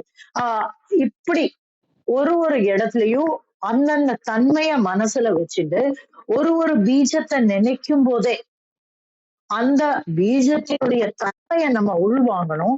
அந்த உள்வாங்கறதுக்காக தான் எதுக்குன்னா மெனக்கிட்டு இவ்வளவு மந்திரங்களை வந்து அவரு திருப்பி திருப்பி திருப்பி திருப்பி 100 மந்திரம் அதுல நமக்கு கொடுத்திருக்காரு. என்னன்னா ஒரு பீஜமும் நமக்கு என்ன செய்யறது, அதனுடைய தன்மை என்ன அப்படின்னு சொல்லதான் அவர் முயன்று இருக்கிறார்.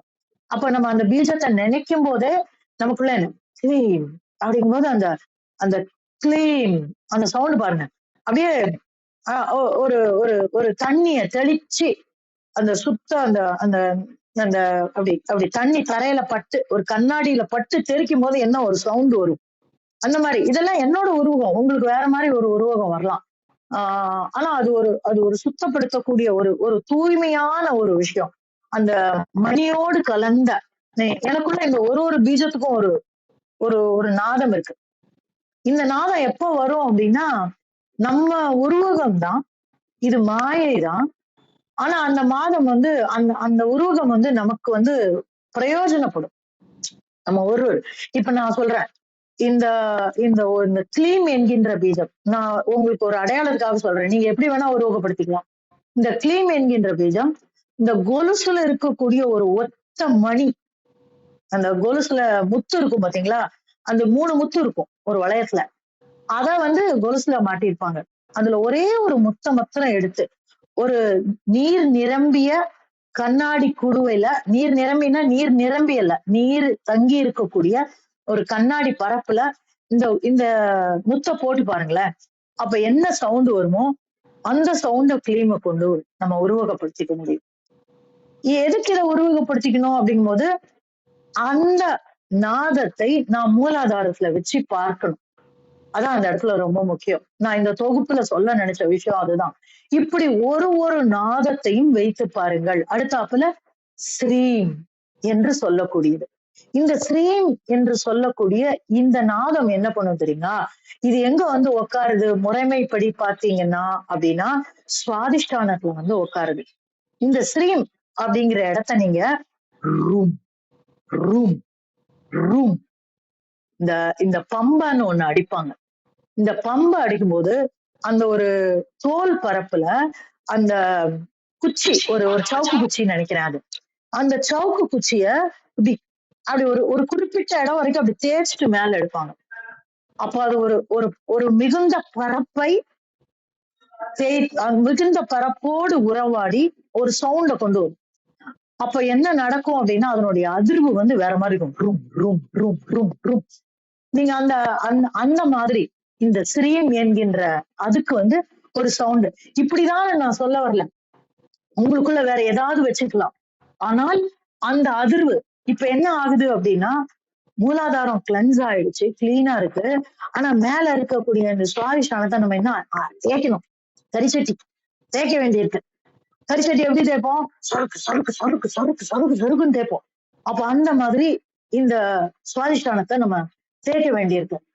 அப்புறம் அந்த ஹ்ரீம் ஹ்ரீம் ஹ்ரீம் அப்படின்ற ஒரு மணிப்பூரகத்துல வைக்கக்கூடிய இந்த சவுண்ட பத்தி நம்ம யோசிக்கலாம். இந்த ஹ்ரீம் அப்படிங்கிறது என்ன அப்படின்னா இந்த இந்த தகரத்துல கீக்கிற ஒரு விஷயம். நீங்க தகரத்துல ஆணி வச்சு கீழ்ச்சி பாருங்களேன், இல்ல இந்த தரையில ஏதாவது கோடை கீழ்ச்சி பாருங்க, ஏதாவது ஒரு தகரத்தை வச்சு ஒரு ஒரு ஒரு ஒரு ஒரு எர்க்கிங் நாய்ஸ் அப்படின்னு நம்ம சொல்லுவோம். அந்த மாதிரி ஒரு சவுண்ட் வரும். இது எதுக்கு தேவை அப்படின்னா அந்த கீழே இருக்கிற பரப்பா கரிசட்டியை தேய்க்கிற மாதிரி தேய்ச்சிட்டோம். ஆனா அந்த மேல இருக்கிறத கரிசட்டி கிடையாது. அது என்ன அப்படின்னா அதுல வந்து அந்த கரியை தாண்டின விஷயங்கள் அங்க கீழே தேய்ச்சிட்டோம், அதையும் தாண்டின ஒரு சில விஷயங்கள் அதுல இருக்கு, அதை எடுக்கணும் நம்ம. அதனால அதை அப்படி தேய்க்கிறோம். அப்ப அந்த அந்த அந்த நாதம் அந்த சவுண்டு நீங்க வந்து அதை வந்து அந்த மணிப்பூரகத்துல வைத்து பாருங்க. அடுத்த மந்திரம் வந்து ஐம் ஐம் ஐம். அப்ப இத்தனை உள்ள படுத்திட்டு வந்துட்டோம், தேய்ச்சிட்டோம், சுத்தம் பண்ணிட்டோம். அடுத்தாப்புல ஒரு ஒரு ஒரு ஒரு ஃபோர்ஸ் கொடுத்து கொஞ்சம் ஜென்டிலா கொண்டு வந்துட்டோம். ஏன்னா நிப்பாட்டணும்னா நிப்பாட்டிடலாம். அந்த அந்த எர்க்கிங் சவுண்ட் வரும்போது நம்ம உடம்பெல்லாம் அதிரும், அதுவே போறோம் அதுக்கு. அப்போ அந்த மாதிரி பண்ணிட்டோம். இப்போ வந்து அத ஐம் அப்படிங்கிற அந்த அந்த சவுண்ட வச்சு நம்ம வந்து சமணப்படுத்துறோம். அப்போ இந்த அநாகதத்தை அந்த ஒரு ஒரு ஒரு ஒரு ஒரு திம்முன்னு வைக்கக்கூடியது. நம்ம சாப்பிட்டோம்னு சொல்லுவோம், வயிறு திம்முன்னு இருக்குப்பா, இதுக்கு மேல எனக்கு ஒண்ணும் வேண்டாம், போதும் அப்படின்னு நம்ம சொல்லுவோம். அப்போ இந்த இடம், அப்போ இந்த இந்த இந்த 3 கூடங்கள்ல இந்த அநாகதத்துல இருக்கக்கூடிய இந்த விசுத்திக்கு கீழே இருக்கக்கூடிய இடத்த சமானம் பண்ணியாச்சு. நல்லா தேய்ச்சோம், அடுத்தாப்புல கிரீமை வச்சு எர்க்கிங் வைப் பண்ணோம், நம்ம நல்லா கழுகிட்டோம். இப்ப இத வந்து சமானம் பண்ணிட்டோம், அலம்பிட்டோம், நல்லா அலம்பி இந்த இடம் கமன் ஆயிடுச்சு. இப்ப அடுத்த ப்ராசஸ் இந்த விசுத்தியில ஆரம்பிக்கிறோம். அதுக்கு எதை கொண்டு வரோம்? கௌம். அப்போ இங்க இருந்த திம்ம மேல கொண்டு போடும். அந்த அந்த அந்த அந்த ஒரு ஒரு ஸ்திரத்தன்மைய, அந்த ஒரு ஒரு ஒரு அழுத்தமான தன்மைய இந்த கௌம் என்கின்ற விசுப்திக்கு நம்ம வந்து கொண்டு வரோம். ஏன்னா இது வந்து வாக்குக்கு ரொம்ப முக்கியமானது. கீழ இருந்து எடுத்துட்டு வர அந்த ஃபோர்ஸ வந்து நம்ம சரியா ஹேண்டில் பண்ணும். இல்லைன்னா என்ன ஆகும் அப்படின்னாக்க அந்த வாக்கு சுத்தம் இருக்காது, அந்த வாக்குல தெளிவு இருக்காது. அப்ப அதுக்காக என்ன பண்றோம் அப்படின்னாக்க இந்த கௌம் என்கின்ற மந்திரத்துல கிட்டத்தட்ட அந்த ஐமோட தன்மை தான் இந்த இடத்துக்கும். ஆனா அந்த இடத்துல ஒரு கௌ அந்த அந்த அந்த இடம் எங்க இருந்து வருது பாருங்க, ஒரு ஆழமா உள்ள ஒரு ஆப்பை விட்டு தோண்டி எடுக்கிற மாதிரி. ரொம்ப சோறு குழஞ்சு போச்சு, இல்லைன்னா சக்கரை பொங்கல் பண்ணா என்ன பண்ணுவோம், நம்ம சக்கரை பொங்கல் நெகிழ்வாதான் இருக்கும். ஆனா அந்த கீழ இருந்து எடுக்கணும் அப்படின்னா என்ன பண்ணுவோம், உள்ள வரைக்கும் கரண்டிய போட்டு அப்படியே மேல இருந்து எடுப்போம். இல்ல சாம்பார் பண்ணா ஒரு சிலர் வீட்டுல சாம்பார்ல பருப்புக்குன்னு தனியா இருக்கும், மேல இருக்க தண்ணி தெளிவா இருக்காது, காய் கீழே இருக்கும். அப்ப அந்த 3ஐயும் கலக்கணும்னா என்ன பண்ணுவோம், நம்ம அந்த சாம்பாரை கரண்டிய உள்ள வரைக்கும் விட்டு நல்ல ஒரு கலக்கு கலக்கி அப்புறம் எடுப்போம். அப்ப என்ன வரும், சாம்பார் இருக்கும், பருப்பு இருக்கும், காய் இருக்கும், எல்லாமே இருக்கும். நம்ம அதை வந்து அந்த சோத்துல போடும்போது நல்ல we get very tasty sambar இல்லையா, சாப்பாடு கிடைக்கும். அந்த மாதிரி நம்ம உள்ள இருந்து அந்த கௌம் அதை எடுக்கிறோம். அந்த அந்த உள்ள இருக்கக்கூடிய அத்தனை அழுக்குகளையும் தாண்டி அந்த திம்முன ஐம்புல உட்கார்ந்தக்கூடிய அந்த தன்மையோட சேர்ந்து நம்ம இந்த விசுத்திக்கு கொண்டு வரோம். அதுக்கப்புறம் கிரீம், அப்ப முடிஞ்சு போச்சு. இந்த இந்த இந்த கிரீம் மாதிரிதான் இந்த கிரீமும். ஆனா இந்த இக்கு அங்க வந்து இக்கு, இங்க வந்து இக்கு. அப்ப இந்த யக்கிங் இல்ல, அந்த இடத்துல என்ன வருது, கிரீம். அப்ப இந்த இடத்துல இந்த அந்த ஞானமோடு சேர்ந்தே இந்த இடத்துல ஒரு பிரபஞ்ச சவுண்ட் வந்துரும். எங்க வரும், ஏற்கனவே பிரபஞ்ச சவுண்ட் வந்துருச்சு. ஏன்னா அந்த கவுனும் வருது ஆழத்துல இருந்து. நம்ம மண்ணோட்டையை தோண்டி எடுக்கும் போது ஒரு எடுக்கிறோம்ல, அந்த மாதிரி ஒரு ஆழம். அப்ப இந்த கிரீம்னு வரும்போது பறவைகளினுடைய சவுண்ட் நம்ம அந்த அந்த அந்த அந்த இடத்த நம்ம இணைத்துக் கொள்ளலாம். நிறைய பறவைகள் இருக்கு. அந்த அந்த மாதிரி இந்த கிரீம் அப்படிங்கிற இடத்துல இருந்து நம்ம கொண்டு வந்துக்கலாம். அப்புறம் ஹவும், இந்த எல்லாத்துலயுமே நீங்க பாத்தீங்கன்னா இது வரைக்கும் வந்த அத்தனை விஷயங்கள்லயும் இந்த இம் என்று சொல்லக்கூடிய விசர்க்கம் ஓடக்கூடிய இந்த பீஜம் வந்து ரொம்ப முக்கியமான பீஜம். இந்த இம்முக்கு உண்டான இந்த விசர்க்கத்துக்கு மேல இந்த விசர்க்கம்னா நமக்கு தெரியல, வட்டம், அதற்கு உண்டான முக்கியத்துவத்தை நம்ம இந்த நவாக்கரிக்கு முன்னாடி இருக்கக்கூடிய ஒரு பகுதியில அவர் ரொம்ப தெளிவா சொல்லி கொடுத்துட்டாரு நமக்கு. அதனால இந்த கடைசியில இருக்கக்கூடிய அத்தனை விசர்க்க பீஜத்துக்கும் நம்ம வந்து அதை பொருத்தி பார்த்துக்கணும். இது வரைக்கும் நம்ம வந்த அத்தனை பீஜங்களையும் நீங்க பாத்தீங்கன்னா இதுக்கு மேலதான் இந்த ஐம்பு வரைக்கும் கூட ஓங்காரம் வரல. எல்லாத்துலயும் இந்த ஆரம்ப மாத்திருக்காட்சரங்கள்ல இருக்கக்கூடிய விஷயங்கள் தான் வந்திருக்கு. இதுக்கு மேல வரக்கூடிய அந்த ஹவும், ஔம், சௌம், இதுல எல்லாம் இந்த ஓம்கார பீஜம் வந்து விடுகிறது. எதனால, இந்த பிரபஞ்ச பீஜம், இந்த இந்த விசர்க்கம், இந்த விசர்க்கம்னா என்ன நம்ம பார்த்திருக்கோம், ஆன்மா. இந்த ஆன்மா இது இது இதெல்லாம் நீங்க பார்க்கணும்னா நீங்க முன்னாடி அந்த பகுதியில போய், என்னால அந்த மந்திரங்கள் நம்பர் சொல்ல முடியல, எடுத்து வச்சிருந்திருக்கலாம். அந்த நவாக்கரிக்கு முன்னாடி பகுதியில விசர்க்கத்துக்கு என்ன விளக்கம் அப்படிங்கிற ஒரு விளக்கத்தை கொடுத்திருப்பாரு. அதுலயும் இந்த இம் என்கின்ற பீஜம் எங்கனம் மிக மிக முக்கியமானது என்ற விளக்கத்தையே ரொம்ப தெளிவா கொடுத்திருப்பாரு. அப்போ இந்த இம் என்ன ஆயிடுறது அப்படின்னா பிரணவத்தோடு இணைந்து விடுகிறது. அதனாலதான் நீங்க பாத்தீங்கன்னா இந்த ஹவும், ஔம், சௌம் அப்படிங்கிற எல்லா இடத்துலயும் பிரணவம் வந்து அமர்ந்து விடுகிறோம். இந்த பிரணவமும் நம்ம 3 விதமா பார்த்திருக்கோம். சமஷ்டி பிரணவம், வியஷ்டி பிரணவம் அப்படின்லாம் நம்ம பார்த்திருக்கோம். அதெல்லாமும் கூட நம்ம இந்த இடத்துல வச்சு பார்க்கணும். அப்ப அதனாலதான் எந்தெந்த பீஜம் எங்கே அமர்ந்தால் நமக்கு எந்த நன்மைகளை செய்யும் அப்படிங்கிற ஒரு அந்த ஒரு நிலைப்பாடு வந்து ரொம்ப முக்கியம். அந்த பிளேஸ்மெண்ட் அப்படின்னு சொல்றோம் இல்லையா, அந்த பிளேஸ்மெண்ட் வரிசையை தான் நான் சொல்றேன். அப்ப இந்த படி பார்க்கும்போது அந்த கிரீம் என்பது இந்த ஆக்ஞால வந்து உட்காரும். அதற்கு பிறகு அந்த ஹவுங்கிறது அதற்கு மேலே இருக்கக்கூடிய அந்த லலாடத்துல வந்து உட்காரும். அதற்கு பிறகு அந்த ஔம் என்று சொல்லக்கூடிய அந்த இது வந்து சகசர தலத்துல வந்து உட்காரும். சௌம் என்பது நம்மளுடைய துவாதசாந்த வெளியில போய் உட்காரும்.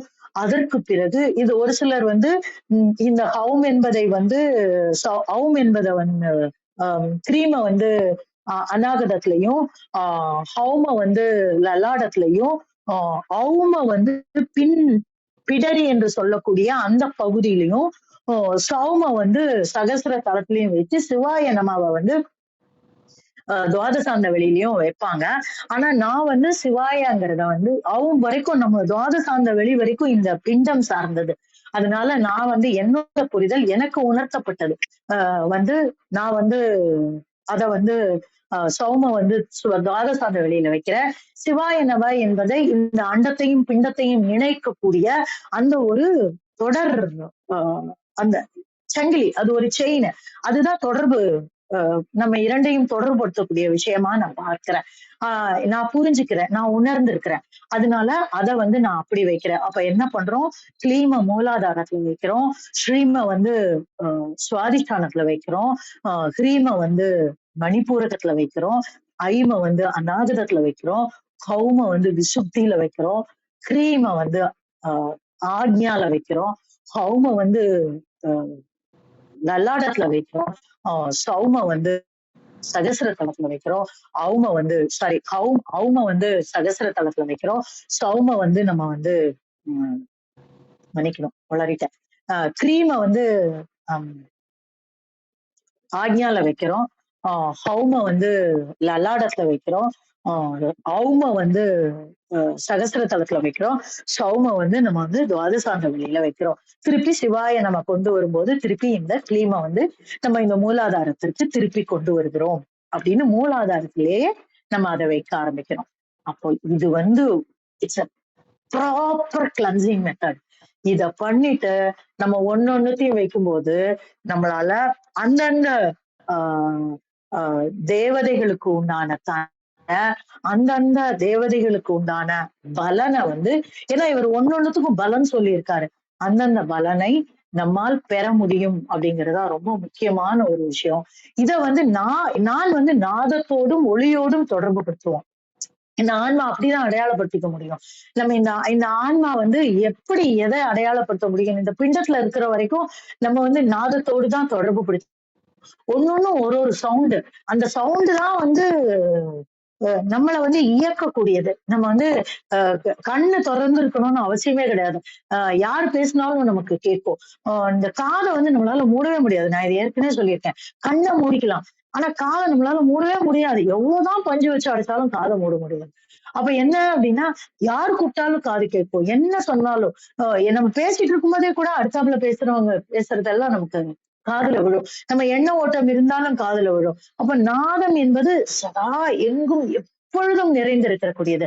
அப்ப மேன்மையான விஷயங்களை நாம் பற்றி கொள்ள வேண்டும் என்றால் அந்த நாதத்தை பற்றிக்கொள்ள வேண்டும். அப்ப இந்த பீஜம் வந்து நமக்கு என்ன கத்து தருது அப்படின்னா, அந்த ஒரு பீஜத்திற்கும் உண்டான நாதத்தை தான் நம்ம கற்றுத்தருகிறது. அப்ப அந்த நாதம் என்ன செய்யறது, நம்மளுடைய அத்தனை நாடி நரம்புகளையும் சுத்தம் செய்கிறது. நீங்க பாத்திருக்கலாம், இந்த பௌத்தத்தை சார்ந்தவங்க, சமணத்தை சார்ந்தவங்க, ஈஷா யோகா மையத்துல கூட உங்களுக்கு தெரிஞ்சிருக்கும், இந்த ஒரு வெங்கலப்பானை மாதிரி ஒண்ணு வச்சிருப்பாங்க, ஒரு குச்சி மாதிரி ஒண்ணு, கனமான மரக்குச்சி மாதிரி ஏதோ ஒண்ணு வச்சிருப்பாங்க, அதை வச்சுட்டு அப்படியே சுத்திட்டே இருப்பாங்க. அப்ப அது அது அது ஒரு நாதத்தை கொண்டு வரும். அது என்ன செய்யும், ஆரம்பத்துல பார்க்கும்போது எதுவுமே இல்லாத மாதிரி இருக்கும். ஆனா நம்ம தியானத்தோட நிலையில உச்சத்துக்கு போக போக உடம்பு அத்துரும், அதனால உட்கார முடியாது, அதுங்க அப்படியே அழுக முத்திக்கிட்டு வரும், என்னெல்லாமோ பண்ணுவோம் நமக்கு அது. ஆனா பார்த்தா ரொம்ப நார்மலான ஒரு விஷயமா தான் இருக்கும். இது நம்ம அதைதான் பண்ணணும்னு இல்ல. ஒரு கோயில்ல போய் மணி அடிச்சு பாருங்க, அந்த மணியினுடைய கார்வைன்னு நம்ம சொல்லுவோம், அந்த கார்வை கூட நமக்கு இத்தகைய ஒரு இதை தரும். அப்ப அந்த உடம்பு வந்து அந்த அதிர்ந்து அதிர்ந்து அத்தனை அடசலும் போய் போய் போய் அப்படியே பொன் மாதிரி ஜொலிக்கும். அப்ப அந்த பொன் மாதிரி ஜொலிக்கணும்னா நாம் வந்து அந்த நாதத்தை பற்றி கொள்ள வேண்டும். அந்த நாதத்தை அடையாளப்படுத்துறதுக்கு பீஜங்கள், அந்த பீஜத்தை நமக்குள்ள நிறுத்துறதுக்கு தெய்வங்களினுடைய உருவங்கள், அந்த தெய்வத்தினுடைய உருவத்தை நமக்கு உணர்த்துவதற்கு, நாம் புரிந்து கொள்வதற்கு அதனுடைய தன்மை. இப்படிதாங்க நான் புரிஞ்சுது. இப்படிதான் அந்த நவாக்கரையை நம்ம அணுகணும். இப்படி நவாக்கரையை அணுகினோம்னா நம்முடைய அத்தனை நாடி நரம்புகளும் சுத்தம் செய்து நம்ம வந்து நம்ம உடம்ப வந்து பொன்னாக மாற்றும். அது பொன்னொழியாக மாற்றும். அத்தகைய ஒரு பெரும் ரசவாதத்தை செய்யக்கூடியது. எனக்கு ஆலையே அப்படின்னா திருப்பி பண்ணுங்க, இன்னும் பண்ணுங்க, இன்னும் பண்ணுங்க. ஆயிடுச்சா அது நமக்கே தெரியும். வேற வெளியில இருந்து யாரும் வந்து சொல்ல வேண்டாம், நமக்கே தெரியும். அத்தகைய ஒரு ரசவாதத்தை, அத்தகைய ஒரு நாத பிரம்மத்தை நமக்கு காட்டக்கூடியது வாக்கரி. ஒரு பெரும் ட்ரெஷர். அந்த ட்ரெஷரை திருமூலர் வந்து நமக்கு படிப்படியா சொல்லி கொடுத்திருக்கிறாரு. பற்றிக்கொள்வோம். இதுல நான் எவ்வளவு தூரம் எளிமையா உங்களுக்கு எனக்கு புரிஞ்ச மாதிரி, எனக்கு இப்ப சொல்ல முயன்ற மாதிரி நான் சொல்லியிருக்கேன். இது இன்னும் காம்ப்ளிகேட் பண்ணியிருக்கா இல்ல எளிமையா இருக்கா எனக்கு தெரியாது. யாருக்கு எப்படி வேணுமோ அப்படி சென்றடை கிடையாது. இது அவரு கொடுத்த விஷயம், அப்படியே போகட்டும். இதுல நம்ம எல்லாமே வெறும் கருவிதான். இந்த நாதம் வந்து எங்க இருந்து வருது, அந்த பாத்திரத்துல இருந்து வருதா, அந்த குச்சியில இருந்து வருதா தெரியாது. ஆனா இரண்டும் சேர்ந்து எழும்பக்கூடிய அந்த நாதம் அனைவரையும் அனைத்தையும் பற்றி கொள்ளட்டும். அனைவருக்குள்ளும் அந்த அதிர்வு கிளம்பட்டும். அதுதான் என்னோட பிரார்த்தனை. இதுதான் நவாக்கரியை நான் தொகுக்கணும்னு நினைச்சது. எனக்கு கிடைத்த ஒரு கட்டளை அதுதான். நான் அதை எவ்வளவு தூரம் பண்ணியிருக்கேன்னு தெரியல. நன்றி நண்பர்களே. நன்றிங்கம்மா. அற்புதமா இருந்துச்சு. நீங்க சொன்ன உங்களோட உடம்போட உள்ளுக்குள்ள நம்ம அதை பொருத்தி அந்த பீஜங்களோட அதிர்வு, அது நீங்க சொல்லும் போதே அதை நம்ம அப்படியே உள்ளுக்குள்ள போய் பார்த்தேன் நான். நீங்க பேசிட்டு இருக்கும் போதே நீங்க சொல்ற ஒவ்வொரு பீஜத்தையும் நீங்க எந்த இடத்த சொல்றீங்களோன்னா அதை நானும் அப்படியே டிராவல் பண்ணி உங்களோடயே தான் டிராவல் பண்ணிட்டு வந்தேன். நல்ல உணர்வு, நல்ல உங்களோட உணர்வு என்னாலையும் உணர முடிஞ்சது. உங்களோட உணர்வு பூர்வமான அந்த விளக்கங்களும் ரொம்ப நல்லா இருந்ததுமா. ரொம்ப நன்றி. வேற யாரும் எதுவும் கருத்து சொல்றீங்களா? உங்களோட மிக்க மகிழ்ச்சிங்கம்மா. அவங்களாவே நவாக்கரியை பத்தி பேசணும் அப்படின்னு இன்னைக்கு பேசுனதுல ஒரு சிறப்பு. ஏன்னீங்கன்னா 4ஆம் தந்திரத்துல வந்து நமக்கு முக்கியமானது நவாக்கரி தான். அந்த 81 கட்டங்கள் அதை அமைச்சு ஒரு மிகப்பெரிய படபலத்தோட போய் ஒரு வின் பண்ணக்கூடிய ஒரு நிலையை நமக்கு கொடுக்குறாரு. அதுல அந்த 9 பார்த்தீங்கன்னா உடம்பு அதிர்வுகள் மூலமாக இந்த சக்கரங்கள்லாம் தூய்மை பெற்று, முக்கியமா வந்து இரவியானவள் இறைவனுடன் வந்து நம்ம உள்ளத்துல தங்கக்கூடிய ஒரு ஸ்பேஸ். அந்த பாடல்ல கடைசி 2 பாடல் முன்னாடி பார்த்தோம் நம்ம நவாக்கரியில. இரவியானவள் உள்ளத்திலே அமருகின்றாள் அப்படின்னு வருது. அப்ப அதை நம்ம உண்மையிலே ஆழ்ந்து செல்லும் போது நமக்கு கல்வி, ஞானம், செல்வம் கிடைக்கக்கூடிய வாய்ப்புகள் இருக்குது. தீய வினைகள் நீங்கக்கூடியது இருக்குது. ஆற்றல் அதிகரிக்கின்றது. ஆன்மீக வளர்ச்சியும் மனதிலே உள்ளொளியும் அதிகமாகின்றது. நீண்ட நாள் பகைகள் நீங்குகின்றன. எங்க இருக்குமோ அந்த ரூலிங் பார்ட்டி மன்னர் வந்து நம்ம வசம் ஆகுவாங்க.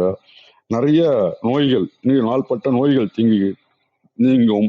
ஆயுள் விருத்தியாகும், புகை கிடைக்கும் அப்படின்னு ஒரு ஆர்டிகல் படித்தேன். அதை கூட நம்ம குரூப்ல போட்டேன். அதனால இவ்வளவு விஷயங்கள் அடங்கியிருக்கின்ற நவாக்கரியை மட்டும்தான் ஒரு நவாக்கரி உபாசகன் அப்படின்னு சொல்றாங்க. ஆனால் 4ஆம் தந்திரத்தினுடைய ஸ்பெஷாலிட்டியே நவாக்கரி தான். அதை பற்றி அம்மையார் அவர்கள் மிக நன்கு விளக்கி உள்ளார்கள்.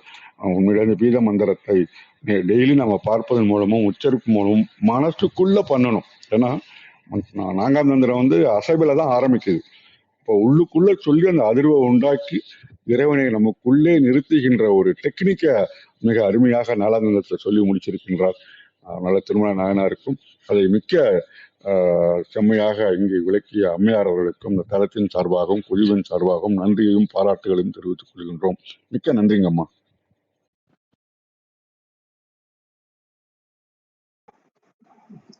எனக்கு ஒரு வேண்டுகோள் என்னன்னா, இந்த இரவு நேரத்துல ஒரு 8:30 மணிக்கா நீங்க ஒரு தளம் போடுவீங்கல்ல கிருத்திகா, அதுல போட்டு சொன்னீங்கன்னா இன்னும் கொஞ்சம் விரிவா சொல்லலாம்.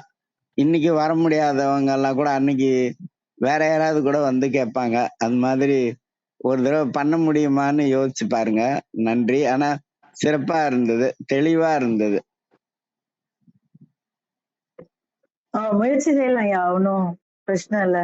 ஆர்வம் இருக்கிறவங்க வரலாம். நான் கண்டிப்பா முயற்சி பண்றேன். இன்னும் கூட கேள்விகளோடு கூட நம்ம கொண்டு போலாம். இன்னும் நிறைய விளக்கங்கள் பார்க்கலாம். ஒரு ஒரு பீஜத்துக்கும் இன்னும் நிறைய விளக்கங்கள் பார்க்கலாம். பண்ணலாம்யா, கண்டிப்பா பண்ணலாம். சரி, இறைவி நன்றி. பத்மநாபன் ஐயா இன்னும் வர ஆரம்பிக்கணும். எப்பயும் சார், மிஷன் மொழி இருக்கீங்க ஐயா. நன்றி. வாங்கம்மா பவளமணி அம்மா, வணக்கம்மா. வணக்கம். ரொம்ப அருமையாக இருந்துச்சு. ரொம்ப கேட்டுக்கிட்டே இருக்கலாம் போல இருந்தது. ரொம்ப நன்றிம்மா கிருத்திகாம்மா. நீங்கள் சொல்லுவீங்களா யாரை எங்கே கொண்டாந்து சேர்க்கணும்னு, இறைவன் சேர்க்க வைப்பார், கேட்க வைப்பாருன்னு. அது மாதிரி தான் எனக்கு இன்னைக்கு நிறைய விஷயம் கிடச்சிக்கிட்டே இருக்கு. ரொம்ப ரொம்ப நன்றி. ரொம்ப அருமையாக இருந்துச்சு. நன்றிம்மா, வாழ்த்துக்கள்மா.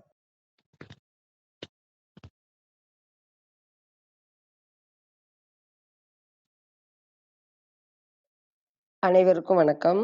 கிருத்தியாம்மா, அருமையா இருந்ததும்மா நீங்க சொன்ன விளக்கம். திருமந்திரத்தை படிச்ச பிறகே நம்ம சிவசக்தியை ரொம்பவே வணங்க ஆரம்பிச்சிட்டோம். நீங்க அம்மனோட பேரு, அதற்கான விளக்கம், எப்படி நம்ம அதை வழிபடணும், ஒவ்வொன்றத்தையும் நுட்பமா சொல்வீங்க. வாழ்வியலோட இணைச்சு சொல்றதாம்மா அந்த புரிதல் ரொம்ப அருமையா இருக்குமா. ரொம்ப நன்றிங்கம்மா. அட்டனரி ஐயா, நீங்க ஒவ்வொரு சொல்லுக்கும் பொருள் சொல்றப்போ புதிய புதிய அந்த நுட்பத்தை, அந்த விளக்கத்தை தெரிந்து கொண்டப்போ மனசுக்கு ரொம்ப நிறைவா இருக்குங்க ஐயா. நூலை தேடி படிக்கிறதுக்கு நீங்க சொல்றதுதான் மிக சிறப்புங்க ஐயா. நூலையாவது படிச்சுட்டு இது இப்படி இருக்குமோ அப்படின்னு நாங்க சிந்திக்கிற மாதிரியா இருக்கும். நீங்க எங்களுக்கு எளிமைப்படுத்தி சொல்லிடுவீங்க. எங்களுக்கு நல்லா புரியும் ஐயா. 2 பேருக்கு ரொம்ப நன்றிங்க ஐயா. கௌரி அம்மா, நாள்தோறும் நல்ல விளக்கம் நீங்க சொல்லுவீங்க. இயல்பா உங்களால முடிந்த அளவுக்கு. அதுக்கு ஒரு துணிச்சல் வேண்டும். நீங்க துணிஞ்சு நல்லா நீங்க சொல்றீங்க அம்மா. நாள்தோறும் செய்யுங்கம்மா. வாழ்த்துக்கள்ங்க அம்மா. அனைவருக்கும் நன்றி.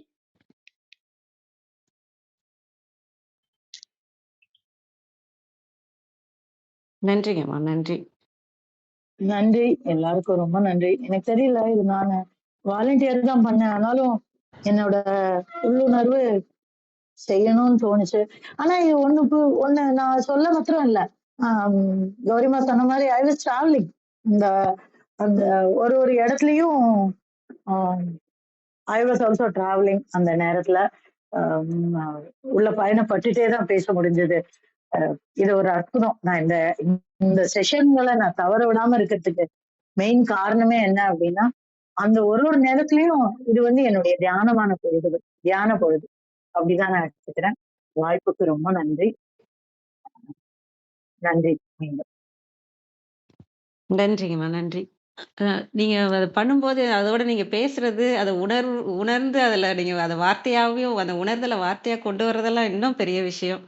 அதுல உள்ளவும் போயிடாம இங்கேயும் சொல்றது, அதெல்லாம் பெரிய விஷயம். என்னால நெனச்சு கூட பார்க்க முடியல. அருமைம்மா. வேற எதுவும் கேள்வி இல்லன்னா தளத்த நிறைவு செஞ்சுக்கலாம். ரத்னகுமார் ஐயா, வாங்க ஐயா. நன்றி. அனைவருக்கும் நன்றி. நன்றி. இந்த தளத்தை சிறப்பாகவும் தொண்டு தொய்வடையாமலும் தொண்டு தொட்டு எங்களுக்கு உறுதுணையாகவும் அனைவரும் வந்திருக்கின்ற மேலே இருக்கின்ற பேச்சாளர் அனைவருக்கும் இந்த 5ஆம் தந்திரம் ஆரம்பிக்கின்ற நிலையிலும் மனம் மெய்களால் தங்களுடைய பாதங்களை தொட்டு வணங்கி இந்த நாம் திருவருளின் திருவருளை என்றென்றும் பரப்புவோம், அருளை பெறுவோம் என்று கூறி, உண்மையிலே இவருடைய இதுதான் ரொம்ப பெரிய விஷயங்கள். நம்ம அர்த்தநாரி ஐயாலாம் ஒரு காலேஜ் ஹெச்ஓடியா இருந்ததுக்கு ரீசன் நமக்கு தளத்துக்கு அவர் கிடைச்சது தான். இந்தியாமா சொல்ற மாதிரி அவரோட பாடல்களாக இருக்கட்டும், இல்லை விளக்கங்களாக இருக்கட்டும், சின்ன குழந்தை மாதிரி டெய்லி போட்டு நாளைக்கு என்னங்க பாட்டு சொல்லுங்க அப்படின்னு அந்த ஆர்வமா இருக்கட்டும், இதெல்லாம் எனக்கு ரொம்ப ஒரு உத்வேகத்தை கொடுக்குது. ஒரு நாள் உங்க பிரேயர்ல கூட நான் அப்படிதான் பேசுறேன். தமிழ் ஆசான் கற்றுக் கொடுத்த தமிழ் உணர்வுகள் தான் இன்னைக்கு திருமந்திரம் படிக்க வைக்குது அப்படின்ற மாதிரி தமிழுக்கும் தமிழ் ஆசான்களுக்கும் ஆசாரியர்களுக்கும் இந்த தளத்தின் மூலமாக நன்றியை தெரிவித்துக் கொள்கின்றேன். மிக்க நன்றி. திருப்பூர் பாலையா, ஐயா ஐயா வணக்கங்க ஐயா. அம்மா இந்த சத்து சித்துக்களை கொஞ்சம் விளக்கம் கொஞ்சம் கூடுதல் விளக்கம் கொடுக்குறாங்க. அதையும் கொஞ்சம் அடுத்த வாரம் பரிசீலனை எடுத்து அதையும் கொஞ்சம் விளக்கம் கொடுத்தா நல்லா இருக்குங்க ஐயா. நன்றி. நன்றி. நன்றி. நன்றி கிருத்திகாமா. அத்தனாரி சொன்ன மாதிரி நீங்க ஒரு இன்னும் கொஞ்சம் இன்னும் கொஞ்சம் ஒரு பெரிய விஷயம்னா நீங்க இந்த தளத்துல கூட போடலாம். நேரம் இருக்கு இந்த தளத்துல கூட போடலாம். உங்களுக்கு எப்படி நேரம் இருக்குதோ பொறுத்து நான் அவரோட சேர்ந்து என்னோட வேண்டுகோளையும் வச்சுக்கிறேன். நன்றி, மிக்க நன்றி. நிறைவு செய்யலாம் நினைக்கிறேன். திருமந்திரம் கேட்க ஓத பயில அறிவில் உணர்வில் தூய்மையும் ஆன்ம உணர்வும் துணிவும் சஞ்சலம் சங்கடமற்ற வாழ்க்கையும் சிவன் மீது உண்மையான உணர்வு பெறுதலும் கிட்டும். தான் பெற்ற இன்பம் பெருகை வையகம் என்ற திருமூலரின் கூற்று கேட்ப வந்திருந்து கருத்துக்களை பகிர்ந்து கொண்ட சான்றோர்களுக்கும் மெய்யன்பர்களுக்கும் மிக்க நன்றி. தளம் நிறைவடைகிறது. மீண்டும் நாளை காலை 6:30 மணிக்கு கேள்வி ஆன்ம சுவாசம் நிகழ்வில் சந்திப்போம். 5, 4, 3, 2, 1.